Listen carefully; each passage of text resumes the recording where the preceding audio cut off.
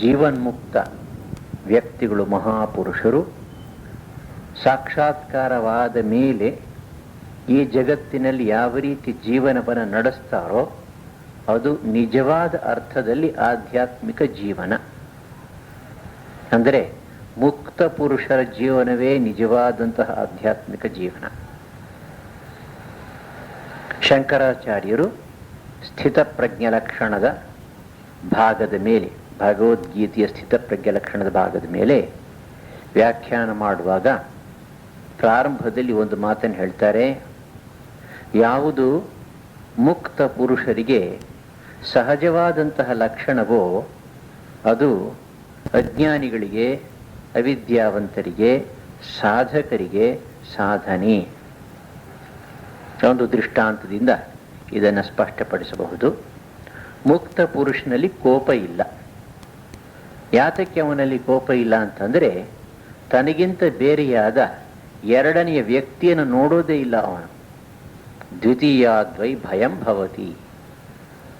ಎರಡನೆಯ ವಸ್ತುವನ್ನು ನೋಡದೆ ಎಲ್ಲೆಲ್ಲಿಯೂ ತನ್ನ ಆತ್ಮವಸ್ತುವನ್ನೇ, ಪರಮಾತ್ಮ ವಸ್ತುವನ್ನೇ ಅವನು ಕಾಣ್ತಾ ಇರುವುದರಿಂದ ಅವನ ಮನಸ್ಸಿನಲ್ಲಿ ಭಯ, ಕೋಪ, ತಾಪಾದಿಗಳಿಗೆ ಸ್ವಲ್ಪವೂ ಅವಕಾಶವಿಲ್ಲ. ಅದು ಅವನ ಸಹಜ ಅವಸ್ಥೆ. ಸಾಧಕರಾಗಿರ್ತಕ್ಕಂತಹ ನಮ್ಮಂಥವರು ಅವನ ಹಾಗೆಯೇ ಮುಕ್ತ ಪುರುಷರಾಗಬೇಕಾದರೆ ಅವನಲ್ಲಿ ಇರತಕ್ಕಂತಹ ಈ ಸಹಜ ಲಕ್ಷಣವನ್ನು ಸಾಧನೆಯಾಗಿ ನಾವು ಅನುಕರಿಸಬೇಕು. ಅಂದರೆ ನಾವು ಭಯ, ಕೋಪ, ತಾಪಾದಿಗಳನ್ನು ಗೆಲ್ಲುವುದರ ಮೂಲಕ ಪ್ರಯತ್ನಪಟ್ಟು ಸಾಧನೆಯಿಂದ ಅವನ ಹಾಗೆಯೇ ಮುಕ್ತ ಅವಸ್ಥೆಯನ್ನು ಪಡ್ಕೋತೇವೆ.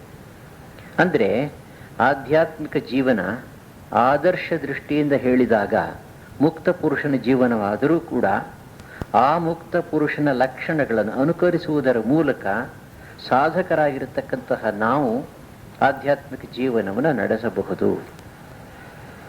ಇಂತಹ ಆಧ್ಯಾತ್ಮಿಕ ಜೀವನವನ್ನು ನಾವು ನಡೆಸಬೇಕಾದರೆ ಇದಕ್ಕೆ ಪೂರ್ವಭಾವಿಯಾಗಿ ಬೇಕಾಗಿರತಕ್ಕಂತಹ ಕೆಲವು ವಿಷಯಗಳನ್ನು ನಾವು ಅರಿತುಕೊಂಡಿರಬೇಕು. ಮೊದಲನೇದಾಗಿ, ಇಂತಹ ಆಧ್ಯಾತ್ಮಿಕ ಜೀವನಕ್ಕೆ ಆಧಾರವಾಗಿರತಕ್ಕಂತಹ ಪ್ರಮಾಣಗಳು ಯಾವುವು? ಜಗತ್ತಿನಲ್ಲಿ ನಾವು ಯಾವ ಜ್ಞಾನವನ್ನು ಪಡೆಯಬೇಕಾದರೂ ಕೂಡ, ಯಾವ ಕ್ಷೇತ್ರದಲ್ಲಿ ಆಗಲಿ, ಅದರ ಪ್ರಮಾಣವನ್ನು, ಮೂಲವನ್ನು ಅರಿತುಕೊಂಡಿರಬೇಕು. ನಮ್ಮ ಸಂಪ್ರದಾಯದಲ್ಲಿ 3 ಪ್ರಮಾಣಗಳನ್ನು ಹೇಳ್ತಾರೆ. ಮೊದಲನೆಯದು ಶಾಸ್ತ್ರ, ಎರಡನೆಯದು ಗುರು ಅಥವಾ ಆಚಾರ್ಯ ಪುರುಷ, ಮೂರನೆಯದು ನಮ್ಮ ಅನುಭವ. ಶಾಸ್ತ್ರ ಗ್ರಂಥಗಳಲ್ಲಿ ಆಧ್ಯಾತ್ಮಿಕ ಜೀವನದ ಬಗ್ಗೆ ಸಾಕಷ್ಟು ಮಾಹಿತಿಯನ್ನು ಋಷಿ ಮುನಿಗಳು, ಸಂತರು, ಮಹಾತ್ಮರು, ಅವತಾರ ಪುರುಷರು ಕೊಟ್ಟಿದ್ದಾರೆ. ತಮ್ಮ ಅನುಭವಗಳನ್ನು ಧಾರೆ ಎರೆದಿದ್ದಾರೆ ಈ ಗ್ರಂಥಗಳಲ್ಲಿ. ಆದ್ದರಿಂದ ನಾವು ಶಾಸ್ತ್ರ ಗ್ರಂಥಗಳನ್ನು ಅಧ್ಯಯನ ಮಾಡಿದರೆ, ಸಾಧ್ಯವಾದಷ್ಟು ಮಟ್ಟಿಗೆ ಗುರುಮುಖದಿಂದ ಅಧ್ಯಯನ ಮಾಡಿದರೆ, ಅದರ ಸಾರವನ್ನು ತಿಳ್ಕೊಂಡು ಆಧ್ಯಾತ್ಮಿಕ ಜೀವನ ಅಂದರೇನು ಎಂಬ ಸ್ಪಷ್ಟವಾದ ಕಲ್ಪನೆಯನ್ನು ಹೊಂದಿ ಅದರಿಂದ ಉತ್ತೇಜಿತರಾಗಿ ಸ್ಫೂರ್ತಿಯನ್ನು ಪಡ್ಕೊಂಡು ಜೀವನವನ್ನು ಪ್ರಾರಂಭ ಮಾಡಬಹುದು. ಆದರೆ ಶಾಸ್ತ್ರ ಗ್ರಂಥಗಳಲ್ಲಿ ಎಲ್ಲ ವಿಷಯಗಳನ್ನು ಕೂಡ ವಿಸ್ತಾರವಾಗಿ ಹೇಳಿರೋದಿಲ್ಲ. ಅನೇಕ ಸಲ ಮಧ್ಯೆ ಮಧ್ಯೆ ಗ್ಯಾಪ್ಸ್ ಇರುತ್ತೆ, ಬಿಟ್ಟಿರ್ತಾರೆ ಅದನ್ನು. ಅಂತಹ ಸಮಯದಲ್ಲಿ ನಮ್ಮ ಸಂಶಯಗಳನ್ನು ನಾವು ಹೇಗೆ ನಿವಾರಿಸಿಕೊಳ್ಳೋದು? ಗುರುಗಳು, ಆಚಾರ್ಯ ಪುರುಷರು, ಗುರುಸ್ಥಾನದಲ್ಲಿರ್ತಕ್ಕಂತಹ ಮಹಾಪುರುಷರನ್ನ ಬಳಿ ಸಾರಿ ಅವರಿಂದ ನಮ್ಮ ಸಂಶಯಗಳಿಗೆ ಪರಿಹಾರವನ್ನು ಕಂಡುಕೊಳ್ಳಬೇಕು. 2 ಆದ ಮೇಲೆ ನಮಗೆ ಯಾವ ರೀತಿ ಒಂದು ಮಾರ್ಗದರ್ಶನ ಸಿಕ್ಕಿದೆಯೋ ಅದಕ್ಕೆ ತಕ್ಕಂತೆ ಸಾಧನೆಯನ್ನು ಮಾಡ್ತಾ ಇದ್ದಾಗ ಕಾಲಕ್ರಮೇಣ ನಮ್ಮ ಮನಸ್ಸೇ ಒಳಗಡೆಯಿಂದ ಪರಿಶುದ್ಧವಾಗಿ ನಮಗೆ ಗುರುವಾಗಿ ಕ್ರಮೇಣ ದಾರಿ ತೋರಿಸ್ತಾ ಹೋಗುತ್ತೆ. ಇದಕ್ಕೆ ಕಾರಣ ಏನು ಅಂತಂದರೆ, ಸಕಲ ಗುರುವಾಗಿರ್ತಕ್ಕಂತಹ, ಪರಮ ಗುರುವಾಗಿರ್ತಕ್ಕಂತಹ, ಶಾಶ್ವತ ಗುರುವಾಗಿರ್ತಕ್ಕಂತಹ, ಅನಾದಿ ಕಾಲದಿಂದ ಗುರುವಾಗಿರ್ತಕ್ಕಂತಹ ಪರಮಾತ್ಮ ನಮ್ಮ ಹೃದಯದಲ್ಲೇ ನೆಲೆಸಿದ್ದಾನೆ. ಸ ಪೂರ್ವೇಶಾಮಪಿ ಗುರು ಕಾಲೇನ ಅನವಚ್ಛೇದಾತ್. ಪತಂಜಲಿ ಮಹರ್ಷಿಗಳು ಹೇಳ್ತಾರೆ, ಆ ಈಶ್ವರನು ಅತ್ಯಂತ ಪ್ರಾಚೀನ ಗುರುಗಳಿಗೂ ಕೂಡ ಗುರು. ಏತಕ್ಕೆಂದರೆ ಅವನು ಕಾಲದಿಂದ ಸಮ್ಮಿತನಾಗಿಲ್ಲ, ಕಾಲದ ಮಿತಿ ಅವನಿಗಿಲ್ಲ. He is beyond time. ಹಾಗೆ ಈಶ್ವರ ತತ್ವ ನಮ್ಮಲ್ಲಿಯೇ ಇರುವುದರಿಂದ ನಮ್ಮ ಮನಸ್ಸು ಎಷ್ಟರ ಮಟ್ಟಿಗೆ ಶುದ್ಧವಾಗುತ್ತೋ ಅಷ್ಟಷ್ಟು ಮಟ್ಟಿಗೆ ಒಳಗಡೆಯಿಂದ ಬೆಳಕನ್ನು ಕಾಣ್ತಾ ಬರುತ್ತೆ. ಗಾಂಧೀಜಿಯವರು ಒಂದು ದೃಷ್ಟಾಂತವನ್ನು ಕೊಡ್ತಾರೆ. ನಾವು ಮೆಟ್ಲನ್ನು ಹತ್ತಬೇಕು, ಮೆಟ್ಟಿನ ಬುಡದಲ್ಲಿ ನಿಂತಿದ್ದೇವೆ, ನಮಗೆ ಗೊತ್ತಿದೆ ಸುಮಾರು 100 ಮೆಟ್ಲಿದೆ ಮಾಡಿ ಮೇಲೆ ಹೋಗ್ಲಿಕ್ಕೆ. ಆದರೆ ಕತ್ತಲು ಅಂದರೆ ಕತ್ತಲು, ಮೆಟ್ಲು ಕಾಣಿಸ್ತಾ ಇಲ್ಲ. ಎಲ್ಲ ಮೆಟ್ಲು ಕಾಣಿಸೋವರಿಗೆ ನಾವು ಮೇಲೆ ಹೋಗೋದಿಲ್ಲ ಅಂತ ಹಠ ಹಿಡಿದ್ರೆ ಹೋಗೋದೇ ಇಲ್ಲ. ಅದಕ್ಕಾಗಿ ನಾವೇನು ಮಾಡಬೇಕು, ಅಲ್ಲಿ ನಿಂತ್ಕೊಂಡು ಬಹಳ ಕಷ್ಟಪಟ್ಕೊಂಡು ಕಣ್ಣಿಂದ ಮೊದಲನೇ ಮೆಟ್ಲನ್ನಾದರೂ ನೋಡ್ಲಿಕ್ಕೆ ಪ್ರಯತ್ನ ಪಡಬೇಕು. ಕಾಲಿನಿಂದ ಹೀಗೆ ಮಾಡಿದಾಗ ಮೊದಲನೇ ಮೆಟ್ಲು ಸಿಗುತ್ತೆ, ಅದನ್ನು ಹತ್ತೋದು. ಹಾಗೆ ಎರಡನೇ ಮೆಟ್ಲು ಸಿಗುತ್ತೆ, ಅದನ್ನು ಹತ್ತೋದು. ಬರ್ತಾ ಬರ್ತಾ ಹತ್ತದ ಮೇಲೆ ಒಂದು 20 ಮೆಟ್ಲು ಹತ್ತದ ಮೇಲೆ ಬಹುಶಃ ನಮಗೆ 2-3 ಮೆಟ್ಲು ಒಟ್ಟಿಗೆ ಕಾಣಿಸುತ್ತೆ. ಅಂದಮೇಲೆ ಯಾವುದನ್ನು ಶಾಸ್ತ್ರದಿಂದ ಆಚಾರ್ಯ ಪುರುಷರಿಂದ ಕಲಿತಿದ್ದೀವೋ ಅದರಂತೆ ಸಾಧನೆಯನ್ನು ಮಾಡ್ತಾ ಮಾಡ್ತಾ ನಮ್ಮ ಮನಸ್ಸು ಶುದ್ಧವಾಗಿ ಒಳಗಿಂದ ತಾನಾಗಿಯೇ ನಮಗೆ ಗುರುವಾಗಿ ದಾರಿಯನ್ನು ತೋರಿಸ್ತಾ ಹೋಗುತ್ತೆ. ಇದು ಆಧ್ಯಾತ್ಮಿಕ ಜೀವನದಲ್ಲಿ ಇರತಕ್ಕಂತಹ ಪ್ರಮಾಣಗಳು ಅಂತ ಹೇಳಬಹುದು. ನಾವು ಸಾಧನೆಯನ್ನು ಮಾಡಬೇಕಲ್ಲ, ಈ ಸಾಧನೆ ಮಾಡತಕ್ಕಂತಹ ಅನೇಕ ಕ್ರಮಗಳನ್ನು ಸ್ವಾಮಿ ವಿವೇಕಾನಂದರು ವಿಂಗಡಿಸಿ 4 ಗುಂಪುಗಳಾಗಿ ಮಾಡಿದ್ದಾರೆ. ಅವುಗಳನ್ನು ಯೋಗ ಅಂತ ಕರೆದಿದ್ದಾರೆ. ಜ್ಞಾನ ಯೋಗ, ಭಕ್ತಿ ಯೋಗ, ಕರ್ಮಯೋಗ, ರಾಜಯೋಗ ಅನ್ನೋ ಹೆಸರುಗಳನ್ನು ಕೊಟ್ಟಿದ್ದಾರೆ. ಯೋಗ ಅನ್ನುವ ಶಬ್ದಕ್ಕೆ ಸಾಮಾನ್ಯವಾಗಿ 2 ಅರ್ಥಗಳನ್ನು ಕೊಡ್ತಾರೆ. ಯುಜ್ ಸಮಾಧೌ, ಯುಜಿರ್ ಯೋಗೇ. ಅತ್ಯಂತ ಏಕಾಗ್ರತೆಯ ಮೂಲಕ ಸಮಾಧಿಯನ್ನು ಪಡೆಯತಕ್ಕಂಥ ಅವಸ್ಥೆಗೆ ಯೋಗ ಅಂತ ಹೆಸರು. ಅಥವಾ ಜೀವಾತ್ಮ ವಸ್ತುವನ್ನು ಪರಮಾತ್ಮ ವಸ್ತುವಿನೊಂದಿಗೆ ಸೇರಿಸ್ತಕ್ಕಂಥದ್ದು, ಅದು ಕೂಡ ಯೋಗವೇ. ಏಕಾಗ್ರತೆಯ ಮೂಲಕ ನಮ್ಮ ಜೀವಾತ್ಮ ವಸ್ತುವನ್ನು ಪರಮಾತ್ಮನಲ್ಲಿ ಏಕೀಕರಣ ಮಾಡತಕ್ಕಂಥದ್ದು ಯೋಗ. ಇದು ಮಾನವ ಜನ್ಮದ ಜೀವನದ ಗುರಿ. ಅದನ್ನೇ ಮೋಕ್ಷ ಅಂತಲೂ ಕರೀತಾರೆ.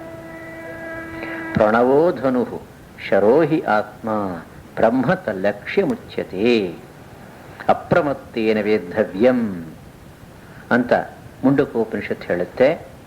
ಪ್ರಣವ ಅಥವಾ ಓಂಕಾರವೇ ಧನುಸ್ಸಂತೆ, ಜೀವಾತ್ಮನೇ ಬಾಣವಂತೆ, ಪರಬ್ರಹ್ಮ ವಸ್ತುವೇ ಲಕ್ಷ್ಯವಂತೆ.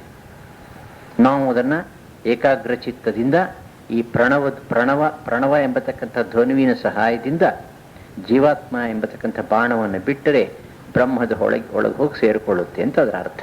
ಅಂದರೆ ಓಂಕಾರ ಜಪವನ್ನು ಮಾಡ್ತಾ ಪರಮಾತ್ಮನನ್ನು ನಮ್ಮ ಆತ್ಮ ಜೀವಾತ್ಮ ಇರತಕ್ಕಂತಹ ಸ್ಥಾನದಲ್ಲಿ ಅವನನ್ನು ಧ್ಯಾನ ಮಾಡ್ತಾ ಹೋದರೆ ಈ ಜೀವಾತ್ಮ ಅದರಲ್ಲಿ ಲಯನಾಗ್ತಾನೆ ಅಂತ ಅರ್ಥ. ಈ 4 ಯೋಗಗಳಲ್ಲಿ ಪರಮಹಂಸರು ಹೇಳೋದು, ಈಗಿನ ಕಲಿಯುಗಕ್ಕೆ ಭಕ್ತಿಯೋಗ ತುಂಬ ಸುಲಭ, ಇತರ ಯೋಗಗಳು ಕಷ್ಟ ಅಂತ ಹೇಳ್ತಾರೆ. ನೋಡಿ, ಜ್ಞಾನಯೋಗದಲ್ಲಿ ನಾನು ದೇಹವಲ್ಲ, ಇಂದ್ರಿಯಗಳಲ್ಲ, ಪ್ರಾಣವಲ್ಲ, ಮನಸ್ಸಲ್ಲ, ಬುದ್ಧಿಯಲ್ಲ, ಅಹಂಕಾರವಲ್ಲ, ಇವೆಲ್ಲವುಗಳ ಹಿಂದೆ ಇರತಕ್ಕಂತಹ ಕೇವಲ ಆತ್ಮತತ್ವ ನಾನು. ಚಿದಾನಂದ ರೂಪ ಶಿವೋಹಂ ಶಿವೋಹಂ ಶಂಕರಾಚಾರ್ಯರು ಹೇಳ್ತಾರೆ. ಅಂತಹ ಅನುಸಂಧಾನ ಉಪಾಸನೆ ಎಷ್ಟು ಜನರಿಗೆ ಸಾಧ್ಯ? ಹೊಟ್ಟೆ ಹಸಿತಾ ಇರುತ್ತೆ, ತಲೆನೋವು, ಹಲ್ನೋವು, ಇನ್ಯಾರೋ ಬೈತಾರೆ, ಮನಸ್ಸಿಗೆ ಹಿಂಸೆ ಆಗುತ್ತೆ. ಈ ದೇಹ ಮತ್ತು ಮನಸ್ಸುಗಳ ಜೊತೆಗೆ ಎಷ್ಟೊಂದು ನಾವು ತಾದಾತ್ಮ್ಯವನ್ನು ಸಾಧಿಸ್ಕೊಂಡ್ಬಿಟ್ಟಿದ್ದೇವೆ ಜನ್ಮ ಜನ್ಮಾಂತರಗಳ ಅವಿದ್ಯೆಯ ಫಲವಾಗಿ. ಇದನ್ನು ಮೀರಿ ಹೋಗಬೇಕು ಅಂತ ನಮಗೆ ತುಂಬ ಕಷ್ಟವಾಗುತ್ತೆ. ಆದ್ದರಿಂದ ಪರಮಹಂಸರು ಹೇಳ್ತಾರೆ, ಜ್ಞಾನಯೋಗ ಸ್ವಲ್ಪ ದೂರನೇ ಇರಲಿ. ರಾಜಯೋಗದ ಮಾರ್ಗವೂ ಅಷ್ಟೇ ಕಷ್ಟ. ಅಷ್ಟಾಂಗ ಯೋಗ, ಯಮ, ನಿಯಮ, ಆಸನ, ಪ್ರಾಣಾಯಾಮ, ಗುರುವಿನ ಸನ್ನಿಧಿಯಲ್ಲೇ ಅದನ್ನು ಅಭ್ಯಾಸ ಮಾಡಬೇಕು. ಕರ್ಮಯೋಗ, ಅದರಲ್ಲೂ ಕೂಡ ವೈದಿಕ ಕರ್ಮಗಳು ಮತ್ತು ಇತರ ವಿಧಿ ನಿಷೇಧ ರೂಪವಾಗಿರ್ತಕ್ಕಂತಹ ಕರ್ಮಗಳನ್ನು ಸರಿಯಾಗಿ ಪರಿಪಾಲಿಸ್ತಕ್ಕಂಥದ್ದು ಈ ಕಲಿಯುಗದಲ್ಲಿ ಸ್ವಲ್ಪ ಕಷ್ಟವೇ. ಆಚಾರ ಸಹಿತರಾಗಿ ಆ ಕರ್ಮಗಳನ್ನು ಮಾಡುವುದು ಕಷ್ಟ. ಆದ್ದರಿಂದ ಭಕ್ತಿ ಮಾರ್ಗವೇ ಸುಲಭ, ಶರಣಾಗತಿ ಮಾರ್ಗವೇ ಸುಲಭ ಅಂತ ಅವರು ಹೇಳ್ತಾರೆ. ಈ ಭಕ್ತಿ ಮಾರ್ಗಕ್ಕೆ ಸಂಬಂಧಪಟ್ಟ ಹಾಗೆ ನಾವು ಕೆಲವು ವಿಷಯಗಳನ್ನು ಅರಿತುಕೊಂಡಿರಬೇಕು. ಭಕ್ತಿ ಸಾಧನೆಯನ್ನು ಮಾಡಬೇಕಾದ್ರೆ ಮೂಲತಃ ನಮ್ಮ ಮನಸ್ಸಿನಲ್ಲಿ ಸ್ಪಷ್ಟವಾದ ಕಲ್ಪನೆಗಳಿರಬೇಕು. ಆಧಾರ ಕಲ್ಪನೆ, ಅದು ನಮ್ಮ ನಂಬಿಕೆ, ತತ್ವ, ದರ್ಶನ ಅಂತ ಹೇಳ್ಬೋದು. ಅದರ ಆಧಾರದ ಮೇಲೆ ನಾವು ನಮ್ಮ ಭಕ್ತಿಯೋಗ ಸಾಧನೆ ಎಂಬತಕ್ಕಂಥ ಸೌಧವನ್ನು ಕಟ್ಟಬೇಕು.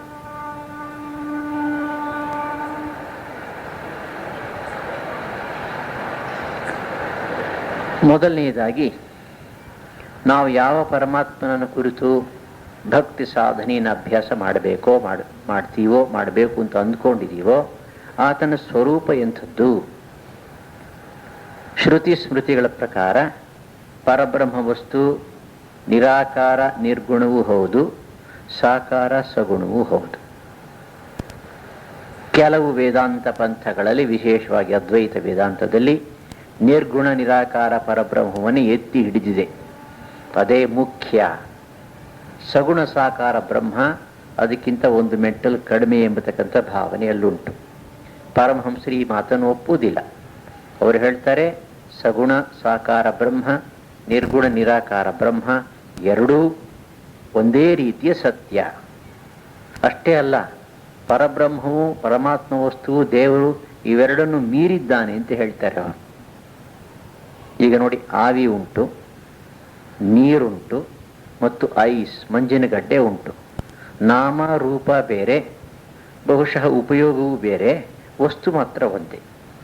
ಹಾಗೆಯೇ ನಿರ್ಗುಣ ನಿರಾಕಾರ ವಸ್ತು ಪರಬ್ರಹ್ಮ, ಸಗುಣ ಸಾಕಾರ ವಸ್ತು ಬ್ರಹ್ಮ, ಯಾವುದನ್ನು ನಾವು ದೇವರು ಅಂತ ಕರಿತೀವೋ, ಎರಡೂ ಕೂಡ ವಸ್ತು ಮೂಲತಃ ವಸ್ತುವಿನ ದೃಷ್ಟಿಯಿಂದ ಒಂದೇ. ಸಕ್ಕರೆ ಗೊಂಬೆಗಳಿದ್ದ ಹಾಗೆ ಎಲ್ಲವೂ ಸಕ್ರಿಯ. ಈ ಸಗುಣ ಸಾಕಾರ ರೂಪವನ್ನು ನಾವು ಧ್ಯಾನಿಸುವುದು ಸುಲಭ.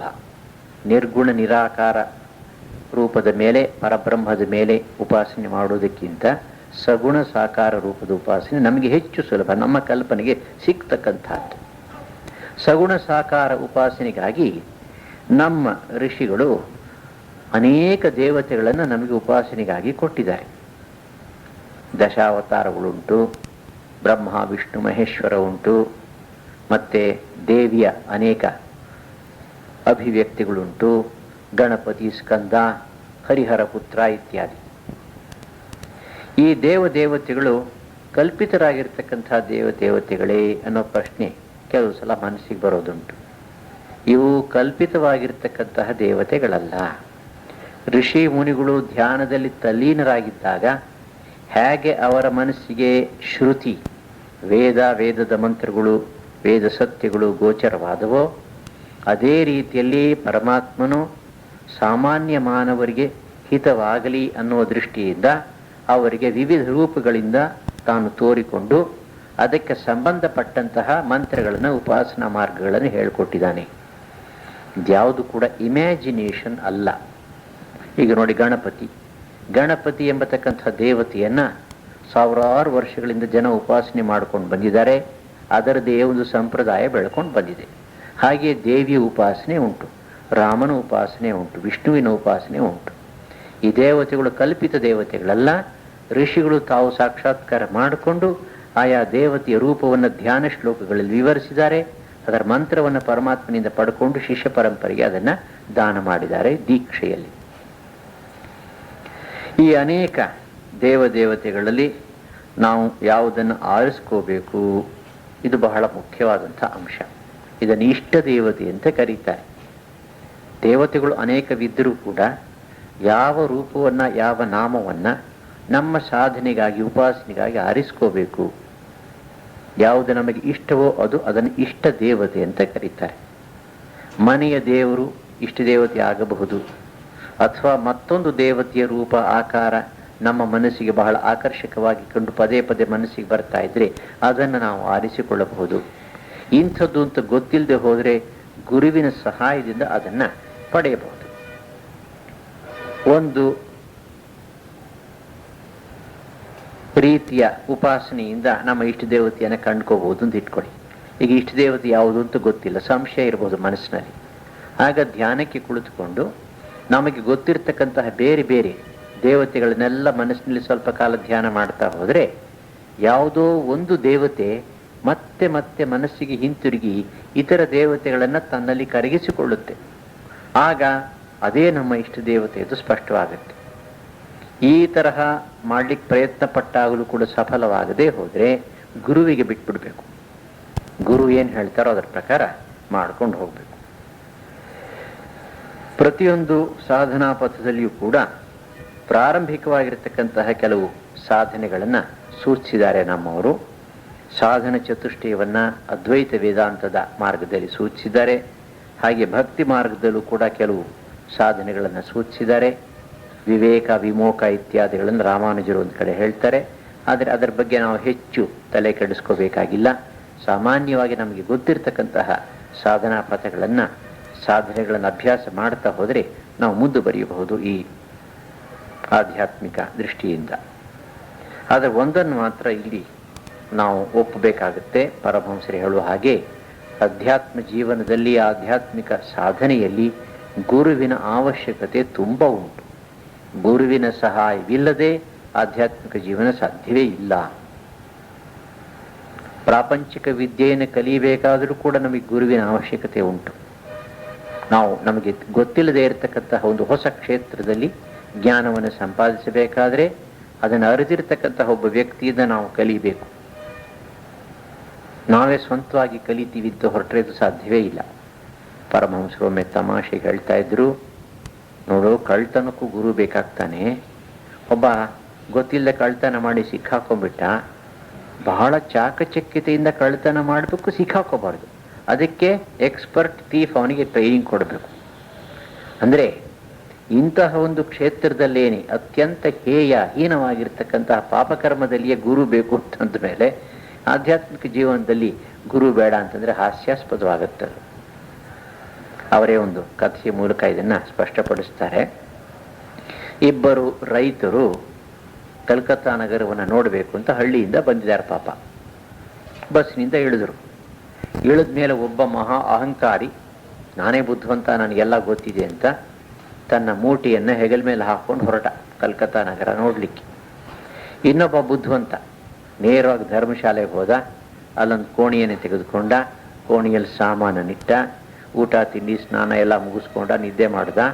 ಆನಂತರ ಧರ್ಮಶಾಲೆ ಯಜಮಾನ್ ಹತ್ರ ಹೋಗಿ, ಅಪ್ಪ ನನಗೇನು ಗೊತ್ತಿಲ್ಲ, ನಾನು ಹೊಸಬ, ಈ ಕಲ್ಕತ್ತಾ ನಗರವನ್ನು ಕೇವಲ 2 ದಿನಗಳಲ್ಲಿ ಅತ್ಯಂತ ಮುಖ್ಯವಾಗಿರ್ತಕ್ಕಂತಹ ಸ್ಥಾನಗಳನ್ನು ಆದಷ್ಟು ಬೇಗ ತೋರಿಸ್ಕೊಡ್ಬೇಕು, ಯಾರಾದರೂ ಮಾರ್ಗದರ್ಶಕರನ್ನ ಕೊಡು.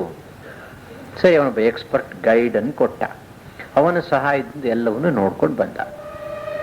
2ನೇ ದಿವಸ ಸಾಯಂಕಾಲ ಮೊದಲನೇ ರೈತ ಸಿಕ್ದ. ಇನ್ನೇನು ಬಸ್ ಸ್ಟ್ಯಾಂಡಲ್ಲಿ ಹತ್ತಬೇಕು ಅನ್ನೋಷ್ಟೊತ್ತಿಗೆ, ಏನಪ್ಪ ಹೇಗಿದೆ ಕಲ್ಕತ್ತಾ ನಗರ ಅಂತ. ಅಯ್ಯೋ, ಕೊಳಚೆ ಕೊಳಚೆ ಕೊಳಚೆ ಗಲೀಜು ಅಂತಂದ.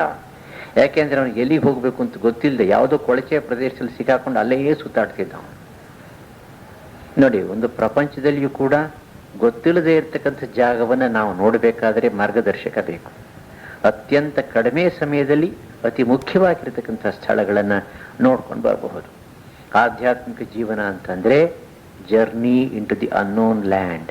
ನಮಗೆ ಗೊತ್ತಿಲ್ಲದೆ ಇರತಕ್ಕಂತಹ ಹೊಸ ಕ್ಷೇತ್ರ ಪ್ರದೇಶ, ಅಲ್ಲಿ ನಾವು ಸರಿಯಾದ ರೀತಿಯ ಅನುಭವವನ್ನು ಪಡಿಬೇಕಾದರೆ ಮಾರ್ಗದರ್ಶಕನ, ಗುರುವಿನ ಸಹಾಯ ಬೇಕೇ ಬೇಕು. ಮಂತ್ರ ದೀಕ್ಷೆಯ ವಿಷಯವನ್ನು ಕೂಡ ಈ ಸಂದರ್ಭದಲ್ಲಿ ಹೇಳಬೇಕಾಗತ್ತೆ. ಇಷ್ಟ ದೇವತೆಯನ್ನು ಆರಿಸ್ಕೊಂಡಿದ್ದೀವಿ ಅಂತ ಇಟ್ಕೊಳ್ಳಿ. ಭಗವಂತನ ಅನುಗ್ರಹದಿಂದ ಗುರುಗಳು ಸಿಕ್ಕಿದ್ದಾರೆ ಅಂತ ಇಟ್ಕೊಳ್ಳೋಣ. ಇದೊಂದು ದೊಡ್ಡ ಸಮಸ್ಯೆ. ಗುರುಗಳನ್ನು ಹೇಗೆ ಆರಿಸಿಕೊಳ್ಳೋದು? ಈಗ ನಮಗೆ ಗುರುಗಳ 10 ಜನ ಗುರುಗಳನ್ನು ಪರೀಕ್ಷೆ ಮಾಡಿಬಿಟ್ಟು ತೂಕ ಮಾಡಿ ಇವರು ಉತ್ತಮರು, ಇವರು ಅಧಮರು ಅಂತ ನಿರ್ಣಯ ಮಾಡ್ತಕ್ಕಂಥ ಶಕ್ತಿ ನಮಗಿದ್ದ ಪಕ್ಷದಲ್ಲಿ ನಮ್ಮ ಗುರುಗಳೇ ಬೇಕಿಲ್ಲ, ನಾವೇ ಗುರುಗಳಾಗ್ಬಿಡ್ತೀವಿ. ಆದ್ದರಿಂದ ನಾವೇನು ಮಾಡಬೇಕು? The seeking Sinner meets the seeking Saint ಅಂತ ಇಂಗ್ಲೀಷ್ನಲ್ಲಿ ಹೇಳೋ ಹಾಗೆ, ನಿಜವಾಗಿಯೂ ನಮಗೆ ಗುರು ಬೇಕು, ಮಾರ್ಗದರ್ಶಕ ಬೇಕು ಎಂಬತಕ್ಕಂತಹ ಒಂದು ಆಕಾಂಕ್ಷೆ, ಆಶೆ ಮನಸ್ಸಿನಲ್ಲಿ ಇದ್ದ ಪಕ್ಷದಲ್ಲಿ, ಪರಮಾತ್ಮನನ್ನು ಪ್ರಾರ್ಥನೆ ಮಾಡ್ಕೊಳ್ತಾ ಇದ್ದ ಪಕ್ಷದಲ್ಲಿ, ಅವನೇ ಸಕಾಲಕ್ಕೆ ನಮ್ಮನ್ನು ಉತ್ತಮ ಗುರುವಿನ ಬಳಿಗೆ ಕರ್ಕೊಂಡು ಹೋಗ್ತಾನೆ, ಅಥವಾ ಗುರುವೇ ನಮ್ಮ ಬಳಿಗೆ ಬರ್ತಾನೆ. ಇದು ಅನೇಕರ ಜೀವನದಲ್ಲಿ ಅದ್ಭುತವಾಗಿ ಆಗಿದೆ. ಹೀಗೆ ಹೋಗ್ತಾ ಇರ್ತೀವಿ, ಯಾರೋ ಮಹಾತ್ಮರನ್ನ ಕಾಣ್ತೀವಿ, ಒಂದು 5 ನಿಮಿಷದ ಪರಿಚಯವಾಗುತ್ತೆ. ನಮ್ಮ ಮನಸ್ಸು, ಹೃದಯ ಒಳಗಡೆಯಿಂದ ಹೇಳುತ್ತೆ, ಇವರೇ ಸರಿಯಾದಂಥ ಗುರು ನನಗೆ. ಆದ್ದರಿಂದ ಗುರುವನ್ನು ನಾವು ಹುಡುಕಬೇಕಾಗಿಲ್ಲ. ನಮ್ಮ ಹೃದಯ ಯಾವಾಗ ಸಿದ್ಧವಾಗಿರುತ್ತೋ, ಕ್ಷೇತ್ರ ಸಿದ್ಧವಾಗಿದ್ದಾಗ ಬೀಜ ತಾನಾಗಿಯೇ ಬರಬೇಕು. ಹಾಗೆ ಗುರುವಿನ ಅನುಗ್ರಹ ಖಂಡಿತವಾಗಿಯೂ ಸಿಕ್ಕುತ್ತೆ ಪರಮಾತ್ಮನ ಮೂಲಕ. ಮಹತ್ ಕೃಪೆಯ ಭಗವತ್ ಕೃಪಾ ಲೇಷಾದ್ವಾ. ನಾರದ ಮಹರ್ಷಿಗಳು ಹೇಳ್ತಾರೆ, ನಮಗೆ ಪರಾಭಕ್ತಿ ಸಿದ್ಧಿಸಬೇಕಾದ್ರೆ ಅಥವಾ ಮಹಾಪುರುಷರ ಸಂಘ ಸಿದ್ಧಿಸಬೇಕಾದ್ರೆ ಮಹಾಪುರುಷರ ಕೃಪೆಯಿಂದಲೇ ಸಿದ್ಧಿಸುತ್ತೆ, ಅಥವಾ ಪರಮಾತ್ಮನ ಕೃಪಾ ಲೇಷದಿಂದಲಾದರೂ ಕೂಡ ಅದು ಸಿಗತ್ತೆ. ಹೀಗೆ ಗುರುವಿನ ಅನುಗ್ರಹವನ್ನು, ಗುರುವಿನ ಸಾಮೀಪ್ಯವನ್ನು, ಸಾನ್ನಿಧ್ಯವನ್ನು ಸಂಪಾದಿಸಿಕೊಂಡ ಮೇಲೆ ಆ ಗುರುಗಳಿಂದ ದೀಕ್ಷೆಯನ್ನು ಪಡೆಯಬೇಕು. ಮಂತ್ರ ದೀಕ್ಷೆಯನ್ನು ಪಡೆಯದೆ, ಮಾರ್ಗದರ್ಶನವನ್ನು ಪಡೆಯದೆ ಆಧ್ಯಾತ್ಮಿಕ ಜೀವನವನ್ನು ಕೈಗೊಳ್ಳಬಾರದು ಅಂತ ದೊಡ್ಡವರು ಹೇಳ್ತಾರೆ.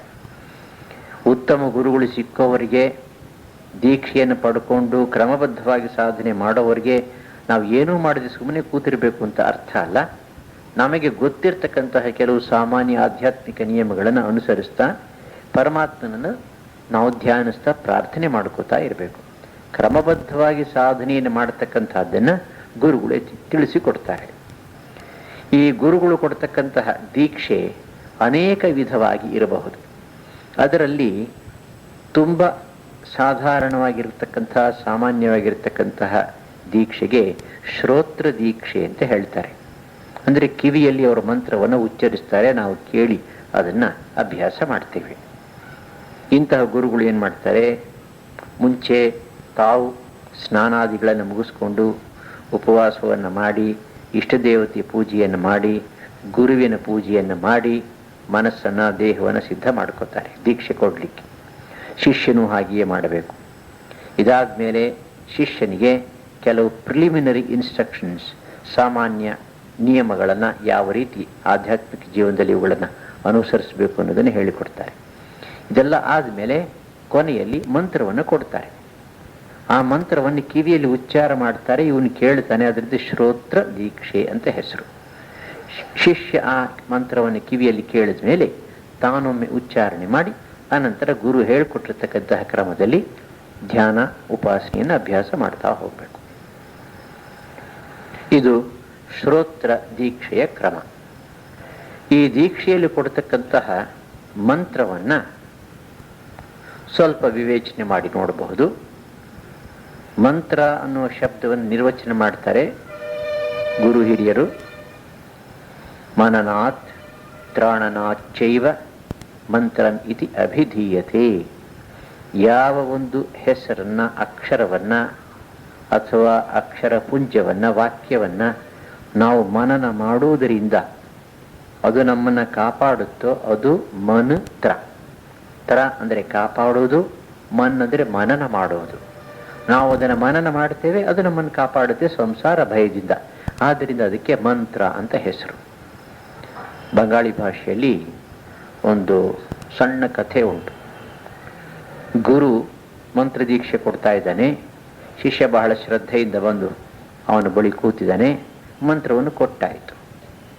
ಆಗ ಗುರು ಹೇಳ್ತಾನೆ, ನಿನಗೆ ಮಂತ್ರವನ್ನು ಕೊಟ್ಟಿದ್ದೇನೆ. ಬಂಗಾಳಿ ಭಾಷೆಯಲ್ಲಿ ಎಲ್ಲ ಶಬ್ದಗಳನ್ನು ಕೂಡ ಸ್ವಲ್ಪ ಓಕಾರ ಮಾಡಿ ಉಚ್ಚಾರಣೆ ಮಾಡ್ತಾರೆ. ಮಂತ್ರೋ ಅಂತ ಹೇಳ್ತಾರೆ. ಅಪ್ಪ, ನಿನಗೆ ಮಂತ್ರ ಕೊಟ್ಟಿದ್ದೀನಿ, ಇನ್ನು ಮುಂದೆ ಮೊನ್ ತೋರ್. ತೋರ್ ಅಂದರೆ ನಿನ್ನ, ಮೊನ್ ಅಂದರೆ ಮನಸ್ಸು. ಇನ್ನು ಮುಂದೆ ಎಲ್ಲ ನಿನ್ನ ಮನಸ್ಸನ್ನು ಅವಲಂಬಿಸ್ಕೊಂಡಿದ್ದೆ. ನಾನು ಕೊಡೋದು ಕೊಟ್ಬಿಟ್ಟಿದ್ದೀನಿ, ಆಯ್ತು, ನನ್ನ ಕೆಲಸ ಆಯಿತು. ಇನ್ನು ಮುಂದೆ ಇರ್ತಕ್ಕಂಥದ್ದು ನಿನ್ನ ಮನಸ್ಸು. ನೀನು ಎಷ್ಟೊಂದು ಶ್ರದ್ಧೆಯಿಂದ ಅದನ್ನು ಅಭ್ಯಾಸ ಮಾಡ್ತೀಯೋ ಅಷ್ಟಷ್ಟು ನಿನಗೆ ಫಲ ಸಿಗುತ್ತೆ. ಹೀಗೆ ಕೊಡ್ತಕ್ಕಂತಹ ಮಂತ್ರದಲ್ಲಿ ಸಾಮಾನ್ಯವಾಗಿ 3 ಅಥವಾ 4 ಭಾಗಗಳಿರುತ್ತವೆ. ಈಗ ನೋಡಿ, ಓಂ ನಮಃ ಶಿವಾಯ ಭಜನೆ ಮಾಡಿದ್ವಿ. ಓಂ ಮೊದಲನೇದು ಪ್ರಣವ. ಪ್ರಣವ ಪರಬ್ರಹ್ಮದ ಸಂಕೇತ. ಅದು ಅಕಾರ, ಉಕಾರ, ಮಕಾರಗಳಿಂದ ಕೂಡಿರ್ತಕ್ಕಂಥದ್ದು. ಅಕಾರ ಎಂಬತಕ್ಕಂಥದ್ದು ಇಲ್ಲಿಂದ ಪ್ರಾರಂಭವಾಗುತ್ತೆ, ಗಂಟಲಿನ ಮೂಲ. ಮಕಾರ ತುಟಿಯಲ್ಲಿ ಕೊನೆಗಾಣುತ್ತೆ. ಹೂ ಎಂಬತಕ್ಕಂಥದ್ದು ಎರಡೂ ಸ್ವರಗಳನ್ನು ಸೇರಿಸುತ್ತೆ. ಸ್ವಾಮಿ ವಿವೇಕಾನಂದ ಹೇಳ್ತಾರೆ, ಅಕಾರ ಉಕಾರ ಮಕಾರಗಳಿಂದ ಏನು ಸೂಚಿತವಾಗುತ್ತೆ ಅಂತಂದರೆ, ನಮ್ಮ ವಾಗ್ ಇಂದ್ರಿಯ ಯಾವ ಯಾವ ಶಬ್ದವನ್ನು ಉಂಟು ಮಾಡಬಲ್ಲದೋ ಆ ಎಲ್ಲ ಶಬ್ದಗಳು ಕೂಡ ಇದರಲ್ಲಿ ಅಡಕವಾಗಿದೆ. Most fundamental sound which is inclusive of all types and kinds of sounds that can be produced by the vocal organs. ಇದು ಮೊದಲನೇ ವಿಷಯ.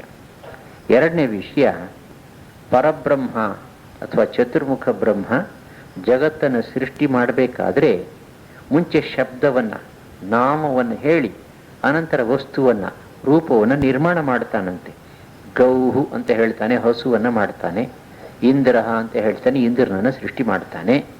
ಭೂಹು ಅಂತ ಹೇಳ್ತಾನೆ, ಭೂಮಿಯನ್ನು ಸೃಷ್ಟಿ ಮಾಡ್ತಾನೆ. ಇದು ವೇದದಲ್ಲಿ ಬರ್ತಕ್ಕಂಥದ್ದು. ಈ ಲೋಕದಲ್ಲಿ ನಾವು ಕಾಣ್ತಕ್ಕಂಥದ್ದು ಇದಕ್ಕೆ ವ್ಯತಿರಿಕ್ತ. ಒಂದು ಮಗು ಮೊಟ್ಟ ಮೊದಲನೇ ಬಾರಿಗೆ ಒಂದು ಹಸುವನ್ನು ನೋಡುತ್ತೆ, ಅಮ್ಮ ಏನು ಅಂತ ಕೇಳುತ್ತೆ, ಇದು ಹಸು ಅಂತ ಹೇಳುತ್ತೆ. ಮುಂಚೆ ಅದರ ಕಣ್ಣಿಗೆ ರೂಪ ಕಾಣುತ್ತೆ, ವಸ್ತು ಕಾಣುತ್ತೆ, ನಾಮವನ್ನ ಹೆಸರನ್ನು ಆಮೇಲೆ ತಿಳ್ಕೊಳ್ಳುತ್ತೆ. ವಸ್ತು ಮುಂಚೆ, ರೂಪ ಮುಂಚೆ, ನಾಮ ಆಮೇಲೆ. ಅದರ ಸೃಷ್ಟಿಯಲ್ಲಿ ಇದಕ್ಕೆ ವಿರುದ್ಧ. ಮುಂಚೆ ನಾಮ, ಅನಂತರ ರೂಪ. ರೂಪ ವಸ್ತು ಹೇಗೆ ಬಂತು? ಹಿಂದಿನ ಸೃಷ್ಟಿಯಿಂದ ಪ್ರಜಾಪತಿ ಅದನ್ನು ನೆನೆಸ್ಕೊಂಡು ಮುಂದಿನ ಸೃಷ್ಟಿಯನ್ನು ಮಾಡ್ತಾನಂತೆ. ಅಂದರೆ ಸೃಷ್ಟಿ ಕ್ರಮದಲ್ಲಿ, ಸೃಷ್ಟಿಯ ಪ್ರಕಾರ, ಸೃಷ್ಟಿ ದರ್ಶನದ ಪ್ರಕಾರ ಮುಂಚೆ ನಾಮ, ಅನಂತರ ರೂಪ ಅಂತ ವಸ್ತು. ಎಲ್ಲ ನಾಮಗಳು ಕೂಡ ಓಂಕಾರದಲ್ಲಿ ಅಡಗಿದೆ. ಆದ್ದರಿಂದ ಓಂಕಾರದಿಂದಲೇ ಇಡೀ ಸೃಷ್ಟಿ ಬಂತು, ಪರಬ್ರಹ್ಮದಿಂದಲೇ ಇಡೀ ಸೃಷ್ಟಿ ಬಂತು. ಆದ್ದರಿಂದ ಓಂಕಾರ ಪರಬ್ರಹ್ಮ ಎರಡೂ ಒಂದೇ. ಓಮಿತೀಗಂ ಬ್ರಹ್ಮ, ಓಂ ಎಂದರೆ ಬ್ರಹ್ಮ ಅಂತ ಹೇಳುತ್ತೆ ಉಪನಿಷತ್ತು. ಇಂತಹ ಓಂಕಾರ ಮೊಟ್ಟ ಮೊದಲನೇ ಅಕ್ಷರ ಸಾಮಾನ್ಯವಾಗಿ ಮಂತ್ರಗಳಲ್ಲಿ. ಎರಡನೆಯದು ಬೀಜಾಕ್ಷರ, ಮೂರನೆಯದು ಆ ದೇವತೆಯ ಹೆಸರು, ನಾಲ್ಕನೆಯದು ನಮಸ್ಕಾರ, ನಮಃ. ಅದು ಕೂಡ ಬಹಳ ವಿಶೇಷವಾಗಿರ್ತಕ್ಕಂಥ ಶಬ್ದ. ಮಹ ಅಂದರೆ ನನ್ನದು, ನ ಅಂದರೆ ಅಲ್ಲ. ನಮಃ, ನಮಃ ನನ್ನದಲ್ಲ, ನನ್ನದಲ್ಲ. ಶರಣಾಗತಿ ಭಾವದಿಂದ ನನ್ನದು ಯಾವುದೂ ಅಲ್ಲ, ಎಲ್ಲವೂ ನಿನ್ನದೇ ಎಂಬ ಭಾವದಿಂದ ನಮಃ ನಮಸ್ಕಾರವನ್ನು ನಾವು ಉಚ್ಚರಿಸಬೇಕು, ಮಾಡಬೇಕು. ಶಿವಾಯ, ರಾಮಾಯ, ಕೃಷ್ಣಾಯ, ಆ ದೇವತೆಯ ಹೆಸರನ್ನು ಚತುರ್ಥಿ ವಿಭಕ್ತಿಯಲ್ಲಿ ಕೊಡುತ್ತೆ. ಇವುಗಳ ಮಧ್ಯೆ ಒಂದು ಬೀಜಾಕ್ಷರವನ್ನು ಸೇರಿಸುತ್ತೆ. ನಾವೊಂದು ಮರದ ಬೀಜವನ್ನು ನೆಲದಲ್ಲಿ ಹಾಕಿ ಸರಿಯಾದ ರೀತಿಯಲ್ಲಿ ಪೋಷಣೆಯನ್ನು, ರಕ್ಷಣೆಯನ್ನು ಮಾಡ್ಕೊಂಡು ಬಂದರೆ ಅದು ಮಹಾ ವಟವೃಕ್ಷವಾಗಿ ಬೆಳೆಯಬಹುದು. ಹಾಗೆಯೇ ಹೇಗೆ ಒಂದು ಮಹಾವೃಕ್ಷ ಬೀಜದಲ್ಲಿ ಸುಪ್ತ ಗುಪ್ತ ರೂಪದಿಂದ ಅಡಗಿದೆಯೋ ಮತ್ತು ಕಾಲಕ್ರಮೇಣ ಅಭಿವ್ಯಕ್ತವಾಗುತ್ತೋ, ಅದೇ ರೀತಿಯಲ್ಲಿ ಆ ದೇವತೆಯ ಚೈತನ್ಯ, ಅದರ ರೂಪ, ಅದರ ಶಕ್ತಿ ಈ ಬೀಜ ಮಂತ್ರದಲ್ಲಿ, ಬೀಜ ಅಕ್ಷರದಲ್ಲಿ ಅಡಗಿದೆ. ಜಪ ಮಾಡ್ತಾ ಮಾಡ್ತಾ ಮಾಡ್ತಾ ಅದು ಅಭಿವ್ಯಕ್ತವಾಗುತ್ತೆ. ಈಗ ನೋಡಿ, ಪ್ರತಿ ದಿವಸ ನಾವು ಪ್ರಾರ್ಥನೆ ಮಾಡ್ತೇವೆ, ಓಂ ಹ್ರೀಂ ಮೃತಂ ತ್ವಂ ಅಚಲೋ ಗುಣಜಿದ್ಗುಣೇಡ್ಯ ಇತ್ಯಾದಿ. ಹ್ರೀಂ ಎಂಬತಕ್ಕಂಥದ್ದು ದೇವಿಯ ಬೀಜ ಮಂತ್ರ. ರಾಜರಾಜೇಶ್ವರಿ, ಕಾಳಿ, ಲಲಿತಾಂಬಿಕಾ, ಯಾವುದಕ್ಕೆ ಬೇಕಾದರೂ ಆಗ್ಬೋದು. ಮುಖ್ಯವಾಗಿ ದೇವಿ ಅಂತ ಇಟ್ಕೊಳ್ಳಿ, ಶಕ್ತಿ.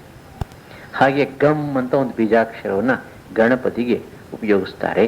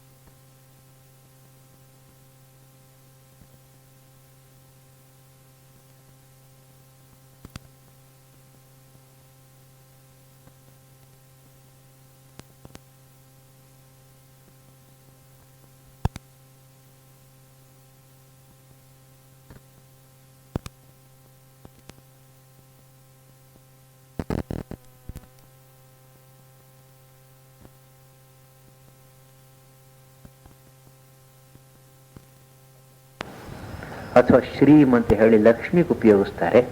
ಇಂತಹ ಬೀಜಾಕ್ಷರಗಳನ್ನು, ಬೀಜ ಮಂತ್ರಗಳನ್ನು ಆಗಮಗಳಲ್ಲಿ, ಶೈವಾಗಮ, ಶಾಕ್ತಾಗಮಗಳಲ್ಲಿ, ವೈಷ್ಣವಾಗಮಗಳಲ್ಲಿ ವಿಸ್ತಾರವಾಗಿ ವಿವರಿಸಿದೆ.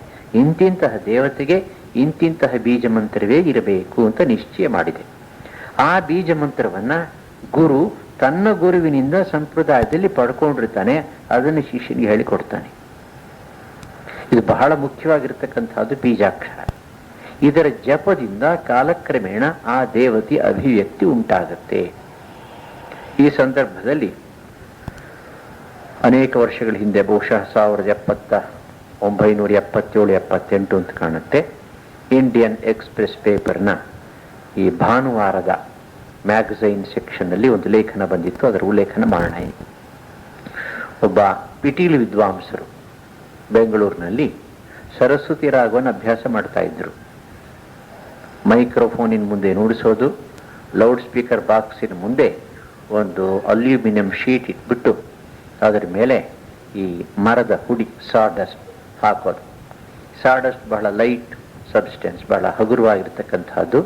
ಇದರ ವೈಬ್ರೇಷನ್ ಇಂದ, ಸ್ಪಂದನದಿಂದ ಅದು ಬೇರೆಯ ರೂಪವನ್ನು, ಆಕಾರವನ್ನು ಪಡೆಯುತ್ತೆ. ಅವರು ಬರ್ತಾ ಬರ್ತಾ ಬರ್ತಾ ಸರಸ್ವತಿ ರಾಗವನ್ನು ಭಕ್ತಿಯಿಂದ, ಶ್ರದ್ಧೆಯಿಂದ ಅತ್ಯಂತ ಚೆನ್ನಾಗಿ ನುಡಿಸುವುದನ್ನು ಕಲಿತ ಮೇಲೆ ವೀಣಾಪಾಣಿ ಸರಸ್ವತಿ ಚಿತ್ರ ಇದರಲ್ಲಿ ಮೂಡಿ ಬಂತು. ಅದನ್ನು ಅವರು ಫೋಟೋ ಸಹಿತ ಹಾಕಿದ್ರು 77-78ರಲ್ಲಿ. ಅವರ ಲೇಖನದಲ್ಲಿ ಒಂದು ವಿಷಯವನ್ನು ಹೇಳಿದ್ರು. ನಮ್ಮ ರಾಗಗಳಿಗೆ ಕೊಟ್ಟಿರ್ತಕ್ಕಂಥ ಹೆಸರುಗಳಿಗೂ ಕೂಡ ತುಂಬ ವಿಶಿಷ್ಟವಾಗಿರ್ತಕ್ಕಂಥ ಅದರ ಹಿಂದೆ ಒಂದು ಶಕ್ತಿ ಉಂಟು, ಒಂದು ರಹಸ್ಯ ಉಂಟು, ಸುಮ್ಮನೆ ಕೊಟ್ಟಿಲ್ಲ ಇದನ್ನ ಅಂತ ನೋಡಿ. ಅಂದ್ರೆ ವೈಬ್ರೇಷನ್ ಇಂದ ಪ್ಯಾಟರ್ನ್ ಉಂಟಾಯಿತು, ಸೌಂಡ್ ಪ್ಯಾಟರ್ನ್ ಇಂದ ಫಾರ್ಮ್ ಪ್ಯಾಟರ್ನ್ ಬಂತು, ಅಂದ್ರೆ ಮಂತ್ರದಿಂದ ಯಂತ್ರ ಬಂತು ಅಂತಾಯ್ತು. ಈಗ ಇದನ್ನೇ ಇಷ್ಟ ದೇವತೆಯ ಬೀಜ ಮಂತ್ರಕ್ಕೆ ಅನ್ವಯಿಸೋಣ. ನಮ್ಮ ಹೃದಯದಲ್ಲಿ ಹೃದಯ ಆಕಾಶ ಉಂಟು. ಉಪನಿಷತ್ತುಗಳು ಹೇಳುವ ಹಾಗೆ ದಹರಾಕಾಶ ಅಂತಲೂ ಕರೀತಾರೆ, ಅದೇ ಬ್ರಹ್ಮವಸ್ತು ಅಂತಲೂ ಕರೀತಾರೆ. ನಾವು ಧ್ಯಾನ ಮಾಡತಕ್ಕಂತಹ ಪ್ರದೇಶ ಹೃದಯ ಪ್ರದೇಶ. ಈ ಹೃದಯದಲ್ಲಿ ನಾವು ಪರಮಾತ್ಮನ ನೆನೆಸ್ಕೋತೇವೆ, ಮಂತ್ರವನ್ನು ಮನಸ್ಸಿನದೇ ಉಚ್ಚಾರಣೆ ಮಾಡ್ತೇವೆ. ಈ ಆಕಾಶ ತತ್ವದ ಮುಖ್ಯ ಲಕ್ಷಣ ಏನು ಅಂತಂದ್ರೆ, ಸ್ಪಂದನಕ್ಕೆ ಸರಿಯಾಗಿ ಇಟ್ ರೆಸ್ಪಾನ್ಸ್. ಸ್ಪಂದನವಿದ್ದ ಪಕ್ಷದಲ್ಲಿ ಅದಕ್ಕೆ ತಕ್ಕಂತೆ ತಾನೂ ಸ್ಪಂದನವನ್ನು ಮಾಡುತ್ತೆ. ಆಕಾಶದ ಮುಖ್ಯ ಗುಣವೇ ಅದು, ಶಬ್ದ ಅಂತ ಹೇಳ್ತಾರೆ. ಶಬ್ದ ಗುಣ ಉಳ್ಳದ್ದು ಆಕಾಶ ತತ್ವ. ಶಬ್ದ ಅಂದ್ರೆ ವೈಬ್ರೇಷನ್. ನಾವು ಮಂತ್ರವನ್ನು ಉಚ್ಚಾರಣೆ ಮಾಡ್ತಾ ಇದ್ರೆ ಅದು ಶಬ್ದವಾಯ್ತಲ್ಲ. ಈ ಶಬ್ದದ ಪರಿಣಾಮ, ವೈಬ್ರೇಷನ್ಸಿನ ಪರಿಣಾಮ ಆಕಾಶ ತತ್ವದ ಮೇಲೆ, ಹೃದಯದಲ್ಲಿರ್ತಕ್ಕಂಥ ಆಕಾಶ ತತ್ವದ ಮೇಲೆ ಆಗತ್ತೆ. ಈ ಶಬ್ದ ನಾವು ಯಾವ ಮಂತ್ರವನ್ನು ಉಚ್ಚಾರಣೆ ಮಾಡ್ತಾ ಇದೀವೋ ಆ ಮಂತ್ರದಲ್ಲಿ ಹುದುಗಿರ್ತಕ್ಕಂತಹ ಯಾವ ದೇವತೆ ಇದೆಯೋ ಆ ದೇವತೆಯ ರೂಪ ಈ ಆಕಾಶವು ಸ್ಪಂದಿಸುವುದರ ಮೂಲಕ ಅಲ್ಲಿ ಅಭಿವ್ಯಕ್ತವಾಗುತ್ತೆ. ಇನ್ನೂ ಒಂದು ಹೆಜ್ಜೆ ಮುಂದೆ ಹೋಗೋಣ. ಓಂ ನಮಃ ಶಿವಾಯ ಮಂತ್ರವನ್ನ ಜಪ ಮಾಡ್ತಾ ಇದ್ದೀವಿ ಅಂತ ಇಟ್ಕೊಳ್ಳಿ, ಬೀಜಾಕ್ಷರ ಸಹಿತವಾಗಿ. ನಮಗೆ ಧ್ಯಾನ ಮಾಡಲಿಕ್ಕೆ ಒಂದು ಆಧಾರ ಬೇಕಲ್ಲ. ಶಿವಕಾಶಿ ಮ್ಯಾಗ್ಝಿನ್ ಸಿಕ್ಕತ್ತೆ, ಕ್ಯಾಲೆಂಡರ್ಗಳು ಬೇಕಾದಷ್ಟು. ಆ ಯಾವುದೋ ಕ್ಯಾಲೆಂಡರ್ನಲ್ಲಿ ನಮಗೆ ಶಿವನ ಚಿತ್ರ ತುಂಬ ಹಿಡಿಸುತ್ತೆ, ತಂದು ಎದುರುಗಡೆ ಇಟ್ಕೊಂಡ್ಬಿಡ್ತೀವಿ. ಅದನ್ನು ನೋಡಿಕೊಂಡು ಮನಸ್ಸಿನಲ್ಲಿ ಧ್ಯಾನ ಮಾಡ್ತಾ ಇರ್ತೀವಿ ಅಂತ ಇಟ್ಕೊಳ್ಳಿ. ಪ್ರಾರಂಭ ಮಾಡಲಿಕ್ಕೆ ಒಳ್ಳೆಯದೇ ಅದು. ಆದರೆ ಕಾಲಕ್ರಮೇಣ ನಮ್ಮ ಧ್ಯಾನವು ಪರಿಪಕ್ವವಾದಾಗ ಒಳಗಡೆಯಿಂದ ಶಿವನ ಮಂತ್ರದ ಜಪದ ಫಲವಾಗಿ ಧ್ಯಾನದ ಪರಿಪಕ್ವ ಅವಸ್ಥೆಯಲ್ಲಿ ಯಾವ ಒಂದು ರೂಪ ಅಭಿವ್ಯಕ್ತವಾಗುತ್ತೋ ಆ ರೂಪಕ್ಕೂ ನಿಮ್ಮ ಕ್ಯಾಲೆಂಡರ್ ಶಿವನಿಗೂ ಏನೇನೂ ಸಂಬಂಧ ಇಲ್ಲದೇನೆ ಇರಬಹುದು. ಯಾಕೆಂತಂದ್ರೆ ಒಳಗಡೆ ಬರ್ತಕ್ಕಂಥ ರೂಪ ಇದೆ ನೋಡಿ, ಅದು ಮಂತ್ರ ಚೈತನ್ಯದಿಂದ ತಾನಾಗಿ ಹೊರಹೊಮ್ಮಿ ಬರ್ತಕ್ಕಂಥ ರೂಪ ಅದು. Unless the artist has experienced it and has pictured it. ಚಿತ್ರ ಬರೆದಿರ್ತಕ್ಕಂಥವನು ಅದನ್ನು ಅನುಭವಿಸಿ ಒಳಗಡೆ ಕಣ್ಣಿನಿಂದ ಪರಮಾತ್ಮನನ್ನು ಕಂಡು ಬರೆದಿದ್ದಾದ್ರ ಬೇರೆ ವಿಷಯ. ಇಲ್ಲದೆ ಹೋದ್ರೆ ಅದೇ ಬೇರೆ, ಇದೇ ಬೇರೆ. ಆದರೆ ಪ್ರಾರಂಭ ಮಾಡ್ಲಿಕ್ಕೆ ಅದು ಬೇಕು, ನಮ್ಗೆ ಒಂದು ಆಸರೆ ಬೇಕು ಟು ಸ್ಟಾರ್ಟ್ ವಿತ್. ಆದ್ರಿಂದ ಮಂತ್ರದಲ್ಲಿ ಬೀಜಾಕ್ಷರದಲ್ಲಿ ಇಂತಹ ಒಂದು ವಿಶೇಷ ಮಹಿಮೆ ಉಂಟು. ಆ ಬೀಜಾಕ್ಷರ ಸಹಿತವಾಗಿರ್ತಕ್ಕಂಥ ಮಂತ್ರವನ್ನು ತೆಗೆದುಕೊಂಡು ನಾವು ಧ್ಯಾನವನ್ನು ಅಭ್ಯಾಸ ಮಾಡಬೇಕು. ಈ ಧ್ಯಾನವನ್ನು ಎಷ್ಟು ಕಾಲ ಮಾಡಬೇಕು, ಜಪವನ್ನು ಎಷ್ಟು ಕಾಲ ಮಾಡಬೇಕು, ಈ ಒಂದು ಪ್ರಶ್ನೆಗೆ ಪತಂಜಲಿ ಮಹರ್ಷಿಗಳು ಉತ್ತರ ಕೊಟ್ಟಿದ್ದಾರೆ. ಸತು ದೀರ್ಘಕಾಲ ನಿರಂತರ ಸತ್ಕಾರ ಆಸೇವಿತೋ ದೃಢಭೂಮಿ. ಅಭ್ಯಾಸ ಗಟ್ಟಿಯಾಗಬೇಕಾದ್ರೆ, ಧ್ಯಾನವು ಸಿದ್ಧಿಸಬೇಕಾದ್ರೆ ನಾವು ಅದನ್ನು ದೀರ್ಘಕಾಲ ಮಾಡಬೇಕು. ಎಷ್ಟು ಕಾಲ? ಇಲ್ಲ ಶರೀರ ಬೀಳೋವರೆಗೆ ಮಾಡಬೇಕು, ಇಲ್ಲ ಸಾಕ್ಷಾತ್ಕಾರ ಆಗೋವರೆಗೆ ಮಾಡಬೇಕು. ಬೆಳಗ್ಗೆ 10 ಗಂಟೆಗೆ ನಾವು ಮಂತ್ರ ದೀಕ್ಷೆ ತಗೊಂಡು 11 ಗಂಟೆಗೆ ಸಮಾಧಿ ಅನುಭವ ಆಗಿ ಸಾಕ್ಷಾತ್ಕಾರ ಆಗಿಬಿಟ್ರೆ ಆಮೇಲೆ ನಾವು ಮಾಡಲೇಬೇಕಾಗಿಲ್ಲ. ಆಸುಪ್ತೆ ರಾಮೃತೆ ಕಾಲಂ ನಯೇದ್ ವೇದಾಂತ ಚಿಂತೆಯ ದದ್ಯಾನ್ನವಸರನ್ ಕಿಂಚಿತ್ ಕಾಮಾದೀನಾಂ ಮನಾತ್ ಅಪಿ. ದಕ್ಷ ಸ್ಮೃತಿಯಲ್ಲಿ ಋಷಿ ಹೇಳ್ತಾನೆ, ವೇದಾಂತ ಚಿಂತನವನ್ನು ಮಾಡ್ತಾನೇ ಇರಬೇಕು. ಎಷ್ಟು ಕಾಲ? ಸುಪ್ತಿ ಅಥವಾ ನಿದ್ದೆ ಬರೋವರೆಗೆ ಅಥವಾ ಮರಣ ಬರೋವರೆಗೆ ಮಾಡ್ತಾ ಇರಬೇಕು. As long as I live so long should I meditate ಅಂತ ಅರ್ಥ. ಅದಕ್ಕೆ ಇದು ದೀರ್ಘಕಾಲ. ಎರಡನೆಯದು, ಇದನ್ನು ನಿರಂತರವಾಗಿ ಮಾಡಬೇಕು. ಮಧ್ಯೆ ಮಧ್ಯೆ ಬಿಟ್ಟು ಬಿಟ್ಟು ಮಾಡ್ತಾ ಇದ್ರೆ ಅದು ಮತ್ತೆ ತಪ್ಪಿ ಹೋಗುತ್ತೆ. ಈಗ ನೋಡಿ, ಸೈಕಲ್ ಕಲಿತಾ ಇರ್ತಕ್ಕಂಥ ಹುಡುಗ ಅಥವಾ ವೀಣೆ ಕಲಿತಾ ಇರ್ತಕ್ಕಂತಹ ಹುಡುಗಿ ಮಧ್ಯೆ ಬಿಟ್ಬಿಟ್ರೆ 3 ತಿಂಗಳು ಅಭ್ಯಾಸ ಮಾಡಿ 6 ತಿಂಗಳು ರಜೆ ಕೊಟ್ಟರೆ ಮತ್ತೆ ಮೊದಲಿಂದ ಪ್ರಾರಂಭ ಮಾಡಬೇಕಾಗತ್ತೆ. ಅದ್ರ ಮೇಲೆ ಗ್ರಿಪ್ ಹೊರಟೋಗುತ್ತೆ. ಧ್ಯಾನದಲ್ಲೂ ಕೂಡ ಹಾಗೇನೆ ನಿರಂತರವಾಗಿ ಮಾಡಬೇಕು. ಕಡಿ ಒಡೆಯದೆ continuously it must be practised.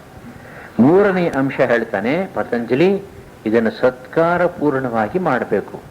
ನಾವು ಮಾಡತಕ್ಕಂತಹ ಧ್ಯಾನದ ಮೇಲೆ ಆಸ್ಥೆ, ನಿಷ್ಠೆ, ಶ್ರದ್ಧೆ, ಪ್ರೀತಿ, ವಿಶ್ವಾಸ ಇರಬೇಕು.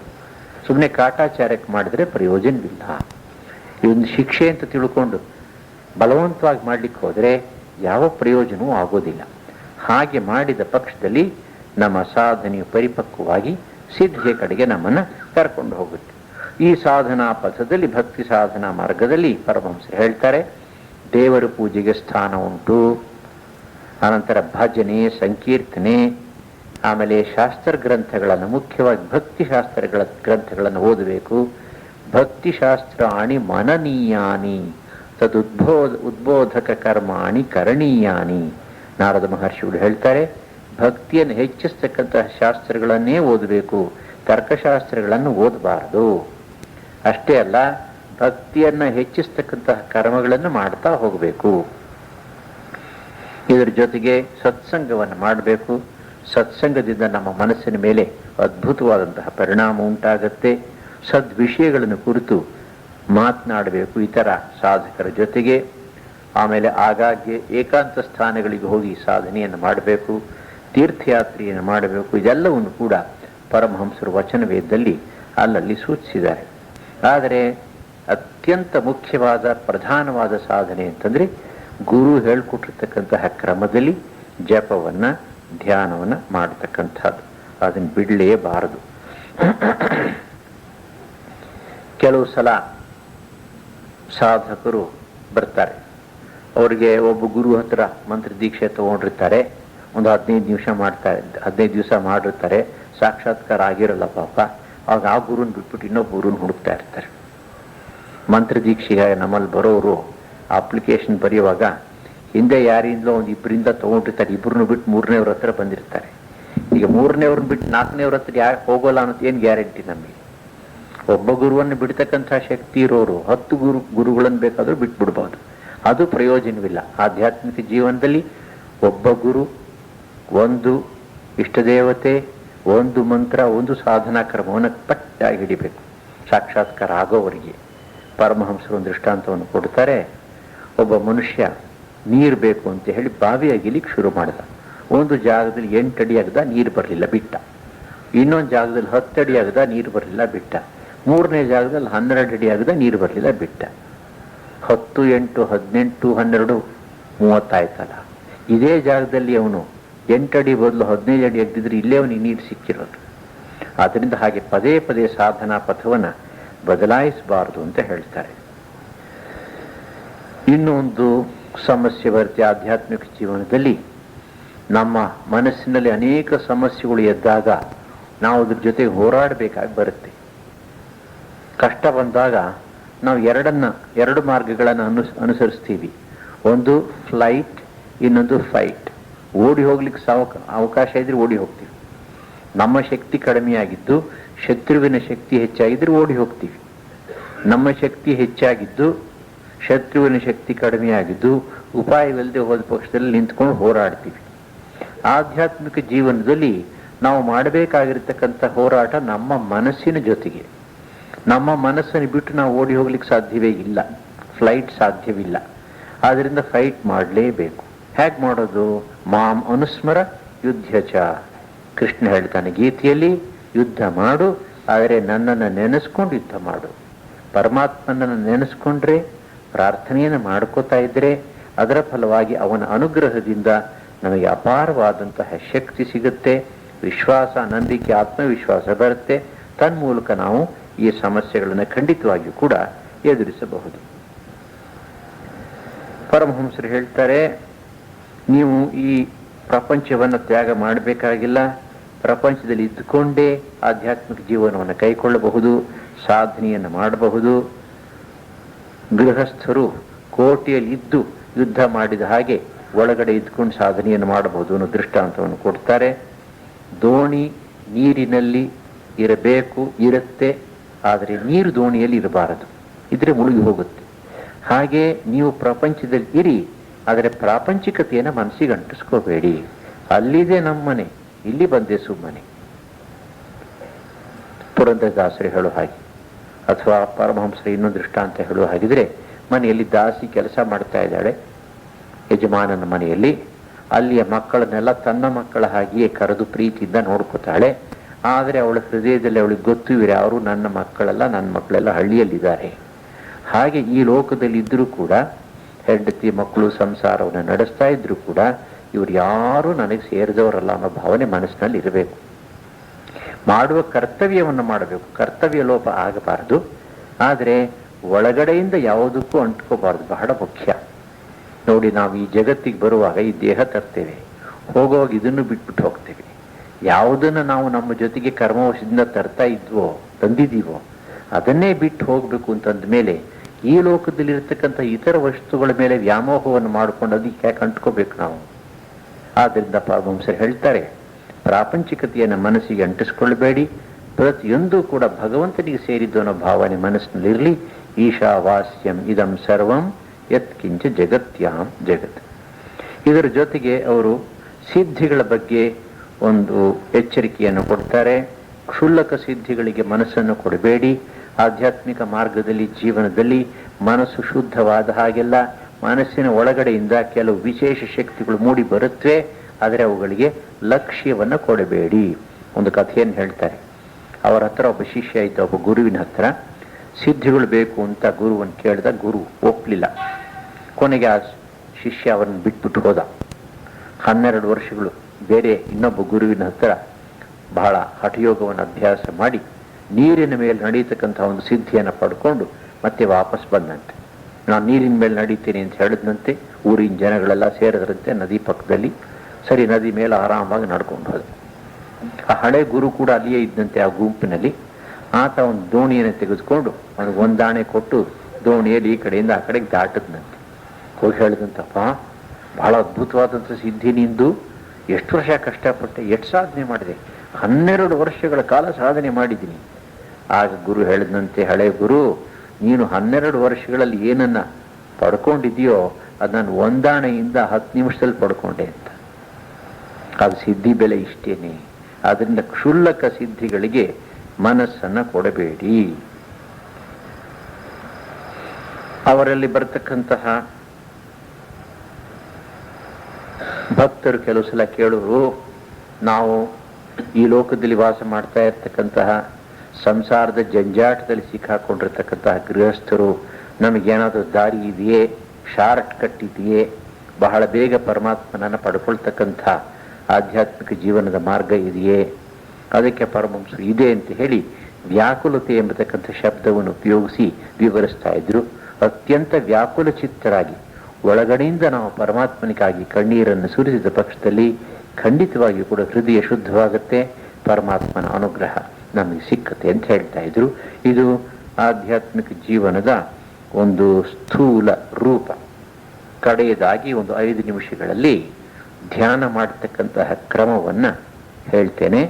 ಯಾರ್ಯಾರು ನಿಮ್ಮಲ್ಲಿ ಈಗಾಗಲೇ ಮಂತ್ರ ದೀಕ್ಷೆಯನ್ನು ಪಡ್ಕೊಂಡಿದ್ದೀರೋ ಅವರು ನಿಮ್ಮ ಗುರುಗಳು ಹೇಳಿಕೊಟ್ಟಿರ್ತಕ್ಕಂಥ ರೀತಿಯಲ್ಲಿ ಮಂತ್ರ ದೀಕ್ಷೆಯ ಪ್ರಕಾರ ನೀವು ಧ್ಯಾನ ಜಪಗಳನ್ನು ಅಭ್ಯಾಸ ಮಾಡಿ, ಉಳಿದವರು ಸಕಾಲದಲ್ಲಿ ದೇವರ ಅನುಗ್ರಹದಿಂದ ಗುರುಗಳ ಅನುಗ್ರಹವನ್ನು ಪಡ್ಕೊಂಡು ಮಂತ್ರ ದೀಕ್ಷೆಯನ್ನು ಪಡೀರಿ. ಅಲ್ಲಿಯವರೆಗೆ ತಾತ್ಕಾಲಿಕವಾಗಿ ಈ ಒಂದು ಚಿಕ್ಕ ಕ್ರಮವನ್ನು ಅನುಸರಿಸಬಹುದು. ಮೊಟ್ಟ ಮೊದಲನೇದಾಗಿ ನೀವು ಮಾಡಬೇಕಾದಂತಹದ್ದು, ನಿಮ್ಮ ಮನೆಯಲ್ಲಿ ಜಪವನ್ನು ಧ್ಯಾನವನ್ನು ಅಭ್ಯಾಸ ಮಾಡತಕ್ಕಂಥದ್ದಕ್ಕೆ ಒಂದು ಕಾಲವನ್ನು ನಿಗದಿ ಮಾಡ್ಕೋಬೇಕು. ಬೆಳಗ್ಗೆ ಮತ್ತು ಸಂಜೆ 2 ಸಲ ಮಾಡಬೇಕು ಜಪ ಧ್ಯಾನ. ಸೂರ್ಯಾಸ್ತ, ಸೂರ್ಯೋದಯ, ಪ್ರಾತಃ ಸಂಧ್ಯಾ, ಸಾಯಂ ಸಂಧ್ಯಾ ಅಂತ ಹೇಳ್ತಾರೆ. ಸೂರ್ಯ ಹುಟ್ಟುವುದಕ್ಕೆ ಸುಮಾರು 1 ಗಂಟೆ ಮುಂಚಿನಿಂದ ಸೂರ್ಯ ಹುಟ್ಟುವವರೆಗೆ ಅಂತ ಇಟ್ಕೊಳ್ಳಿ. ಹಾಗೆಯೇ ಸೂರ್ಯ ಮುಳುಗಿದ ಮೇಲೆ 1 ಗಂಟೆಯವರೆಗೆ, ಸಾಧ್ಯವಾದರೆ ಆ ಸಮಯಕ್ಕೆ ಸರಿಯಾಗಿ ಇಟ್ಕೋಬೇಕು. ಒಂದು ವೇಳೆ ಅದು ಸಾಧ್ಯವಾಗಲ್ಲ ಅಂತಂದರೆ ನಿಮ್ಮ ದೈನಂದಿನ ವ್ಯಾವಹಾರಿಕ ಜೀವನದ ತೊಂದರೆಗಳಿಂದ ನಿಮಗೆ ಯಾವ ಒಂದು ಸಮಯ ಅನುಕೂಲ ಅಂತ ಅನಿಸುತ್ತೋ ಅದನ್ನು ಇಟ್ಕೊಳ್ಳಿ. ಬೆಳಗ್ಗೆ 6 ಗಂಟೆ, ಸಾಯಂಕಾಲ 8 ಗಂಟೆ ಅಂತಿದ್ದ ಹಾಗೆ ಇಟ್ಕೊಳ್ಳಿ. ಅದರ ಬದಲಾಯಿಸಬೇಡಿ. ಒಂದೊಂದು ದಿವಸ ಒಂದೊಂದು ಸಮಯಕ್ಕೆ ಮಾಡ್ತಕ್ಕಂಥದ್ದು ಸರಿಯಲ್ಲ. ಎರಡನೆಯದು, ಬೆಳಗಿನ ಹೊತ್ತು ಸ್ನಾನ ಮಾಡಿ ಬಟ್ಟೆಗಳನ್ನು ಬದಲಾಯಿಸಿಕೊಂಡು ತಿಂಡಿ ತೀರ್ಥ ಕಾಫಿ ಗೀಫಿ ಮಾಡ್ಕೊಳ್ಳೋಕೆ ಮುಂಚೆ ಕುಳಿತುಕೊಂಡ್ರೆ ಒಳ್ಳೆಯದು. ಸಂಜೆ ಹೊತ್ತು ಕೂಡ ಕೈಕಾಲು ಮುಖಗಳನ್ನು ತೊಳ್ಕೊಂಡು ಬಟ್ಟೆ ಬದಲಾಯಿಸಿ ಕುಳಿತುಕೊಂಡ್ರೆ ಉತ್ತಮ. ಮತ್ತೊಂದು ವಿಷಯ, ನೀವು ಧ್ಯಾನಕ್ಕಾಗಿ ಒಂದು ಸ್ಥಳವನ್ನು ಆರಿಸ್ಕೊಳ್ಳಿ. ನಿಮ್ಮ ದೇವರ ಮನೆ ಆಗಬಹುದು ಅಥವಾ ನಿಮ್ಮ ಕೋಣೆಯಲ್ಲೇ ಒಂದು ಮೂಲೆ ಆಗಬಹುದು. ಅದೇ ಸ್ಥಳದಲ್ಲಿ ದಿನ ಧ್ಯಾನ ಮಾಡಲಿಕ್ಕೆ ಕುಳಿತುಕೊಳ್ಳೋದನ್ನು ಅಭ್ಯಾಸ ಮಾಡ್ಕೋಬೇಕು. ನಮ್ಮ ಹಿರಿಯರು ಯತೀಶ್ವಾಂಜಿ ಮಹಾರಾಜ್ ಹೇಳ್ತಾ ಇದ್ರು, ಅದಕ್ಕಾಗಿ ಒಂದು ಆಸನವನ್ನು ಇಟ್ಬಿಡು. ಆ ಆಸನವನ್ನು ಜಪ ಧ್ಯಾನಕ್ಕೆ ಹೊರತು, ಆಧ್ಯಾತ್ಮಿಕ ಸಾಧನೆಗೆ ಹೊರತು ಮತ್ಯಾವುದಕ್ಕೂ ಉಪಯೋಗಿಸಬಾರ್ದು. ಅದು ಕೂಡ ಬಹಳ ಮುಖ್ಯ. ಇದಾದ್ಮೇಲೆ ಈಗಾಗಲೇ ಹೇಳಿದ ಹಾಗೆ ಇಷ್ಟ ದೇವತೆಯನ್ನು ಆರಿಸ್ಕೋಬೇಕು. ಇಷ್ಟ ದೇವತೆಯ ಹೆಸರನ್ನ ಗುರುವಿನ ಅನುಗ್ರಹದಿಂದ ಮಂತ್ರ ಜಪ ಮಂತ್ರ ದೀಕ್ಷೆ ಸಿಕ್ಕೋವರೆಗೆ ಕೇವಲ ಆ ದೇವತೆಯ ಹೆಸರನ್ನು ಓಂಕಾರ ಸಹಿತವಾಗಿ ಅದನ್ನೇ ಮಂತ್ರ ಅಂತ ತಾತ್ಕಾಲಿಕವಾಗಿ ಇಟ್ಕೊಂಡು ನೀವು ಜಪ ಮಾಡಬಹುದು. ಮಾಡತಕ್ಕಂಥ ಕ್ರಮ ಹೇಗೆ? ಮೊದಲನೇದು, ಆಸನದ ಮೇಲೆ ಕುಳಿತುಕೋಬೇಕು. ಪರಮಹಂಸರು ಹೇಗೆ ಕುಳಿತಿದ್ದಾರೆ ನೀವು ನೋಡಿದಿರಲ್ಲ, ಹೆಚ್ಚು ಕಡಿಮೆ ಆ ರೀತಿಯಲ್ಲಿ ನಾವೆಲ್ಲ ಮನೆಯಲ್ಲಿ ಊಟ ಕೂತ್ಕೊಳ್ಳೋದು ಹಾಗೇನೆ. ಪದ್ಮಾಸನ ಬೇಕಾದರೂ ಮಾಡಬಹುದು, ಪದ್ಮಾಸನ, ಸಿದ್ಧಾಸನ. ಆದರೆ ಈ ಸುಖಾಸನ ಅಂತ ಹೇಳ್ತಾರೆ, ಇದು ಬಹಳ ಸುಲಭ. ಆದರೆ ಮುಖ್ಯವಾಗಿರ್ತಕ್ಕಂಥ ಅಂಶ ಬೆನ್ನು ಮೂಳೆ, ಕತ್ತು ಮತ್ತು ತಲೆ ನೆಟ್ಟಿಗಿಟ್ಕೋಬೇಕು ಅಂತ ಹೇಳ್ತಾರೆ. 2 ಕೈಗಳನ್ನು ತೊಡೆಯ ಮೇಲೆ ಇಟ್ಕೋಬಹುದು ಮತ್ತು ಶರೀರವನ್ನು ಬಿಗಿ ಹಿಡಿಬಾರ್ದು, ನೆಟ್ಟು ಕೂತ್ಕೋಬೇಕು. One should feel relaxed in body and mind. ಕಣ್ಣನ್ನು ಮುಚ್ಕೋಬೇಕು. ಕಣ್ಣು ಮುಚ್ಕೊಂಡಾದ ಮೇಲೆ ಒಂದು ಸ್ವಲ್ಪ ಕಾಲ ಪತಂಜಲಿಗಳು ಹೇಳುವ ಹಾಗೆ ವಿಶಾಲವಾಗಿರ್ತಕ್ಕಂಥ ಆಕಾಶವನ್ನು ಕುರಿತು ಚಿಂತನೆ ಮಾಡಬೇಕು. ಅಲ್ಲಿ ಸೂರ್ಯ, ಚಂದ್ರ, ನಕ್ಷತ್ರ, ಗ್ರಹ, ಮೋಡ ಯಾವುದೂ ಇಲ್ಲ. ವಿಶಾಲವಾಗಿರ್ತಕ್ಕಂಥ ಆಕಾಶ. ಒಂದು ಸ್ವಲ್ಪ ಕಾಲ ಅದರ ಕಡೆ ಮನಸ್ಸನ್ನು ಹರಿಸಿದ್ರೆ ಆಗ ಮನಸ್ಸು ವಿಶಾಲವಾಗತ್ತೆ ಮತ್ತು ಮನಸ್ಸಿಗೆ, ಹೃದಯಕ್ಕೆ ಒಂದು ರೀತಿಯ ಶಾಂತಿ ಮತ್ತು ಏಕಾಗ್ರತೆ ಬರುತ್ತೆ. ಇದಾದ ನಂತರ ಆ ಮನಸ್ಸನ್ನ ಒಳಗಡೆಯಿಂದ ಎಳ್ಕೋಬೇಕು ಹೃದಯದ ಒಳಕ್ಕೆ. ಹೃದಯ ಪ್ರದೇಶದಲ್ಲಿ ಒಂದು ಸುಂದರವಾಗಿರ್ತಕ್ಕಂತಹ ಕಮಲ ಇದೆ ಅಂತ ಭಾವಿಸಿ. ಇದನ್ನು ಅನಾಹತ ಚಕ್ರ ಅಂತ ಹೇಳ್ತಾರೆ ಯೋಗಶಾಸ್ತ್ರದಲ್ಲಿ. ಇದು 12 ದಳಗಳನ್ನು ಉಳ್ಳಂತಹ ಕೆಂಪು ಬಣ್ಣದ ಕಮಲ ಪುಷ್ಪ ಅಂತ ವಿವರಿಸ್ತಾರೆ ಈ ಆಗಮ ಗ್ರಂಥಗಳಲ್ಲಿ. ಆ ಕಮಲ ಪುಷ್ಪದ ಮೇಲೆ ನಿಮ್ಮ ಇಷ್ಟ ದೇವತೆ ಕುಳಿತಿದೆ ಅಂತ ಭಾವಿಸಿ. ನೀವು ಕುಳಿತಿರ್ತಕ್ಕಂಥ ರೀತಿಯಲ್ಲಿ ಇದೆ, ಹೀಗೆ ಈ ಮುಖವಾಗಿ ಆಗಬಹುದು, ಅಥವಾ ನೀವು ಅದನ್ನು ಎದುರುಗಡೆ ಕುಳಿತುಕೊಂಡು ನೋಡ್ತಾ ಇರ್ತಕ್ಕಂಥ ರೀತಿಯಲ್ಲಿ ಬೇಕಾದರೂ ಆಗಬಹುದು. ಇಷ್ಟ ದೇವತೆ ಜೊತೆಗೆ ಯಾವಾಗಲೂ ಶಕ್ತಿ ಇರಬೇಕು ಅಂತ ಹೇಳ್ತಾರೆ. ರಾಮ, ಸೀತೆ, ಶಿವ ಮತ್ತು ಪಾರ್ವತಿ ಹಾಗೆ. ಮತ್ತು ಶಕ್ತಿ ಯಾವಾಗಲೂ ದೇವತೆ ಎದುರುಗಡೆ ಇರಬೇಕು. ಬಲಗಡೆ ಪರಮಾತ್ಮ, ಎಡಗಡೆಗೆ ಶಕ್ತಿ. ಬ್ರಹ್ಮ, ಸರಸ್ವತಿ, ವಿಷ್ಣು, ಲಕ್ಷ್ಮಿ ಹಾಗೆ ಇಬ್ಬರನ್ನು ಜ್ಯೋತಿಯಲ್ಲಿ ಧ್ಯಾನ ಮಾಡಬೇಕು ಅಂತ ನಮ್ಮ ಸಂಪ್ರದಾಯದಲ್ಲಿ ನಮ್ಮ ಗುರುಗಳು ಕೂಡ ಹೇಳ್ತಾ ಇದ್ರು. ಈ ದೇವತೆಯನ್ನು ಒಳಗಡೆ ಕಲ್ಪಿಸಿಕೊಂಡ ಮೇಲೆ ನಾವು ನಿಮ್ಮನ್ನು ನಾನು ಹೇಗೆ ನೋಡ್ತಾ ಇದ್ದೀನಿ, ನೀವು ಹೇಗೆ ನನ್ನನ್ನು ನೋಡ್ತಾ ಇದ್ದೀರಿ, ಆ ರೀತಿಯಲ್ಲಿ ಒಳಗಡೆ ನೋಡಲಿಕ್ಕೆ ಪ್ರಯತ್ನ ಪಡಬೇಕು. ಕೊಂಚ ಕಾಲ ಆ ದೇವತೆಯ ಮೇಲೆ ಧ್ಯಾನ ಮಾಡಬೇಕು. ಮನಸ್ಸನ್ನು ಹರಿಯಿಸ್ತಾ ಇರಬೇಕು ಅದರ ಕಡೆಗೆ. ಒಂದು ಪಾತ್ರೆಯಿಂದ ಇನ್ನೊಂದು ಪಾತ್ರೆಗೆ ಎಣ್ಣೆಯನ್ನು ಹಾಕಿದಾಗ ಯಾವ ರೀತಿ ಎಣ್ಣೆ ಧಾರಾಕಾರವಾಗಿ ಹರಿಯುತ್ತೋ ಆ ರೀತಿಯಲ್ಲಿ ಮನಸ್ಸು ಪರಮಾತ್ಮನ ಕಡೆಗೆ ಹರಿಯಬೇಕು. ಅದನ್ನು ಧ್ಯಾನ ಅಂತ ಹೇಳ್ತಾರೆ. ಆದರೆ ಅದು ಬಹಳ ಮೇಲಿನ ಅವಸ್ಥೆ. ಪ್ರಾರಂಭದಲ್ಲಿ ಏನಾಗುತ್ತೆ, ನಾವು ಧ್ಯಾನ ಮಾಡ್ತೇವೆ, ಕ್ಷಣಕಾಲ ಇಷ್ಟ ದೇವತೆ ನಮ್ಮ ಮನಸ್ಸಿನ ಮುಂದೆ ಇರುತ್ತೆ, ಆನಂತರ ಎಲ್ಲಿಯೋ ಮಾಯವಾಗುತ್ತೆ, ಇನ್ಯಾವ್ಯಾವುದೋ ವಸ್ತುಗಳೆಲ್ಲ ಬರುತ್ತೆ. ಚಿಂತಿಲ್ಲ, ಮತ್ತೆ ಮನಸ್ಸನ್ನು ತರಬೇಕು. ಮರಳಿ ಯತ್ನವ ಮಾಡು ಅಂತ ಹೇಳೋ ಹಾಗೆ ಮನಸ್ಸು 10 ಸಲ ಹೊರಗಡೆ ಹೋದ್ರೂ 10 ಸಲ ಎಳ್ಕೊಂಡು ಬರಬೇಕು. ಹಾಗೆ ಮಾಡ್ತಾ ಮಾಡ್ತಾ ಮಾಡ್ತಾ ಅಭ್ಯಾಸದ ಬಲದಿಂದ ನಮ್ಮ ಏಕಾಗ್ರತೆ ಕಾಲಕ್ರಮೇಣ ಹೆಚ್ಚಾಗುತ್ತೆ. ಹೀಗೆ ಸ್ವಲ್ಪ ಕಾಲ ಧ್ಯಾನವನ್ನು ಅಭ್ಯಾಸ ಮಾಡಿದ ಮೇಲೆ ಆ ದೇವತೆಯ ಜಪವನ್ನು ಮಾಡಬೇಕು. ಹೆಸರನ್ನು ಹೇಳ್ತಕ್ಕಂಥದ್ದು. ಜಪದ ಸಂಖ್ಯೆ ಎಷ್ಟಿರಬೇಕು? 108ಕ್ಕಿಂತ ಕಡಿಮೆ ಇರಬಾರದು ಅಂತ ಹಿರಿಯರು ಹೇಳ್ತಾರೆ. ನಮ್ಮಲ್ಲಿ 108 ಅನ್ನೋ ಸಂಖ್ಯೆಗೆ ಬಹಳ ಪ್ರಾಧಾನ್ಯವನ್ನು ಕೊಟ್ಟಿದ್ದಾರೆ. ಅದಕ್ಕಿಂತ ಹೆಚ್ಚು ಮಾಡಬೇಕು ಅಂದರೆ 2 ಸಲ 108, 3 ಸಲ 108, 5 ಸಲ 108, ಹಾಗೆ 108 ಒಂದು ಮಾಲೆ ಅಂತ ಕರೀತಾರೆ. ಮಾಲೆಗಳ ಲೆಕ್ಕಾಚಾರದಲ್ಲಿ ಜಪವನ್ನು ಮಾಡಬೇಕು. ನೀವೇನು ಮಾಡಬೇಕು, ಸಂಕಲ್ಪ ಮಾಡ್ಕೋಬೇಕು. ಬೆಳಗ್ಗೆ ಮತ್ತು ಸಾಯಂಕಾಲ ಪ್ರತಿ ದಿವಸ ತಪ್ಪದೆ ಇಷ್ಟಿಷ್ಟು ಮಾಲೆ ಮಾಡ್ತೀರಿ, 3 ಮಾಲೆಯೋ 5 ಮಾಲೆಯೋ 10 ಮಾಲೆಯೋ ನಿಮ್ಮ ಅನುಕೂಲಿಯ ನೋಡಿಕೊಂಡು ತಪ್ಪಿಸ್ಬಾರ್ದು. ಆದಷ್ಟು ಮಟ್ಟಿಗೆ ಅದನ್ನು ತಪ್ಪಿಸ್ಬಾರ್ದು. ವಿಶೇಷ ದಿನಗಳಲ್ಲಿ ನಿಮಗೆ ಹೆಚ್ಚು ಕಾಲಾವಕಾಶ ಸಿಕ್ಕಿದಾಗ ಅಥವಾ ಇನ್ಯಾವುದಾದ್ರೂ ವಿಶೇಷ ಮನೆಯಲ್ಲಿ ವಿಶೇಷ ಸಂದರ್ಭ ಇದ್ದಾಗ ಈ ಜಪವನ್ನು ಸ್ವಲ್ಪ ಹೆಚ್ಚಾಗಿ ಮಾಡಬಹುದು. 108 ಅನ್ನೋ ಸಂಖ್ಯೆಗೆ ಇಷ್ಟೊಂದು ಪ್ರಾಮುಖ್ಯವನ್ನು ಯಾತಕ್ಕೆ ಕೊಟ್ಟಿದ್ದಾರೆ ಹಿರಿಯರು? ಇದಕ್ಕೆ ಒಂದು ವಿವರಣೆಯನ್ನು ಕೊಡಬಹುದು. ನಾವು ಮನುಷ್ಯ ವ್ಯಕ್ತಿಗಳು 24 ಗಂಟೆಗಳಲ್ಲಿ 21,600 ಸಲ ಉಸಿರಾಡ್ತೇವಂತೆ. ಇನ್ 24 ಅವರ್ಸ್. ಇದರಲ್ಲಿ 12 ಗಂಟೆಗಳ ಕಾಲ ಬಿಟ್ಬಿಡಿ, ಅರ್ಧ ರಾತ್ರಿ ನಿದ್ದೆ, ಶರೀರದ ಅವಶ್ಯಕತೆಗಳನ್ನು ಪೂರೈಸಲಿಕ್ಕೆ ಇತ್ಯಾದಿ. ಅಲ್ಲಿ ನಮಗೆ ವೇಕಿಂಗ್ ಸ್ಟೇಟ್ನಲ್ಲಿ ಜಾಗೃತ ಅವಸ್ಥೆಯಲ್ಲಿ 12 ಗಂಟೆಗಳ ಕಾಲ ಸಿಗುತ್ತೆ. ಆ 12 ಗಂಟೆಗಳ ಕಾಲದಲ್ಲಿ ನಾವು 10,800 ಸಲ ಉಸಿರಾಡ್ತೇವೆ. 108 ಅನ್ನೋ ಸಂಖ್ಯೆ ಅದರ ಸಂಕೇತವಂತೆ.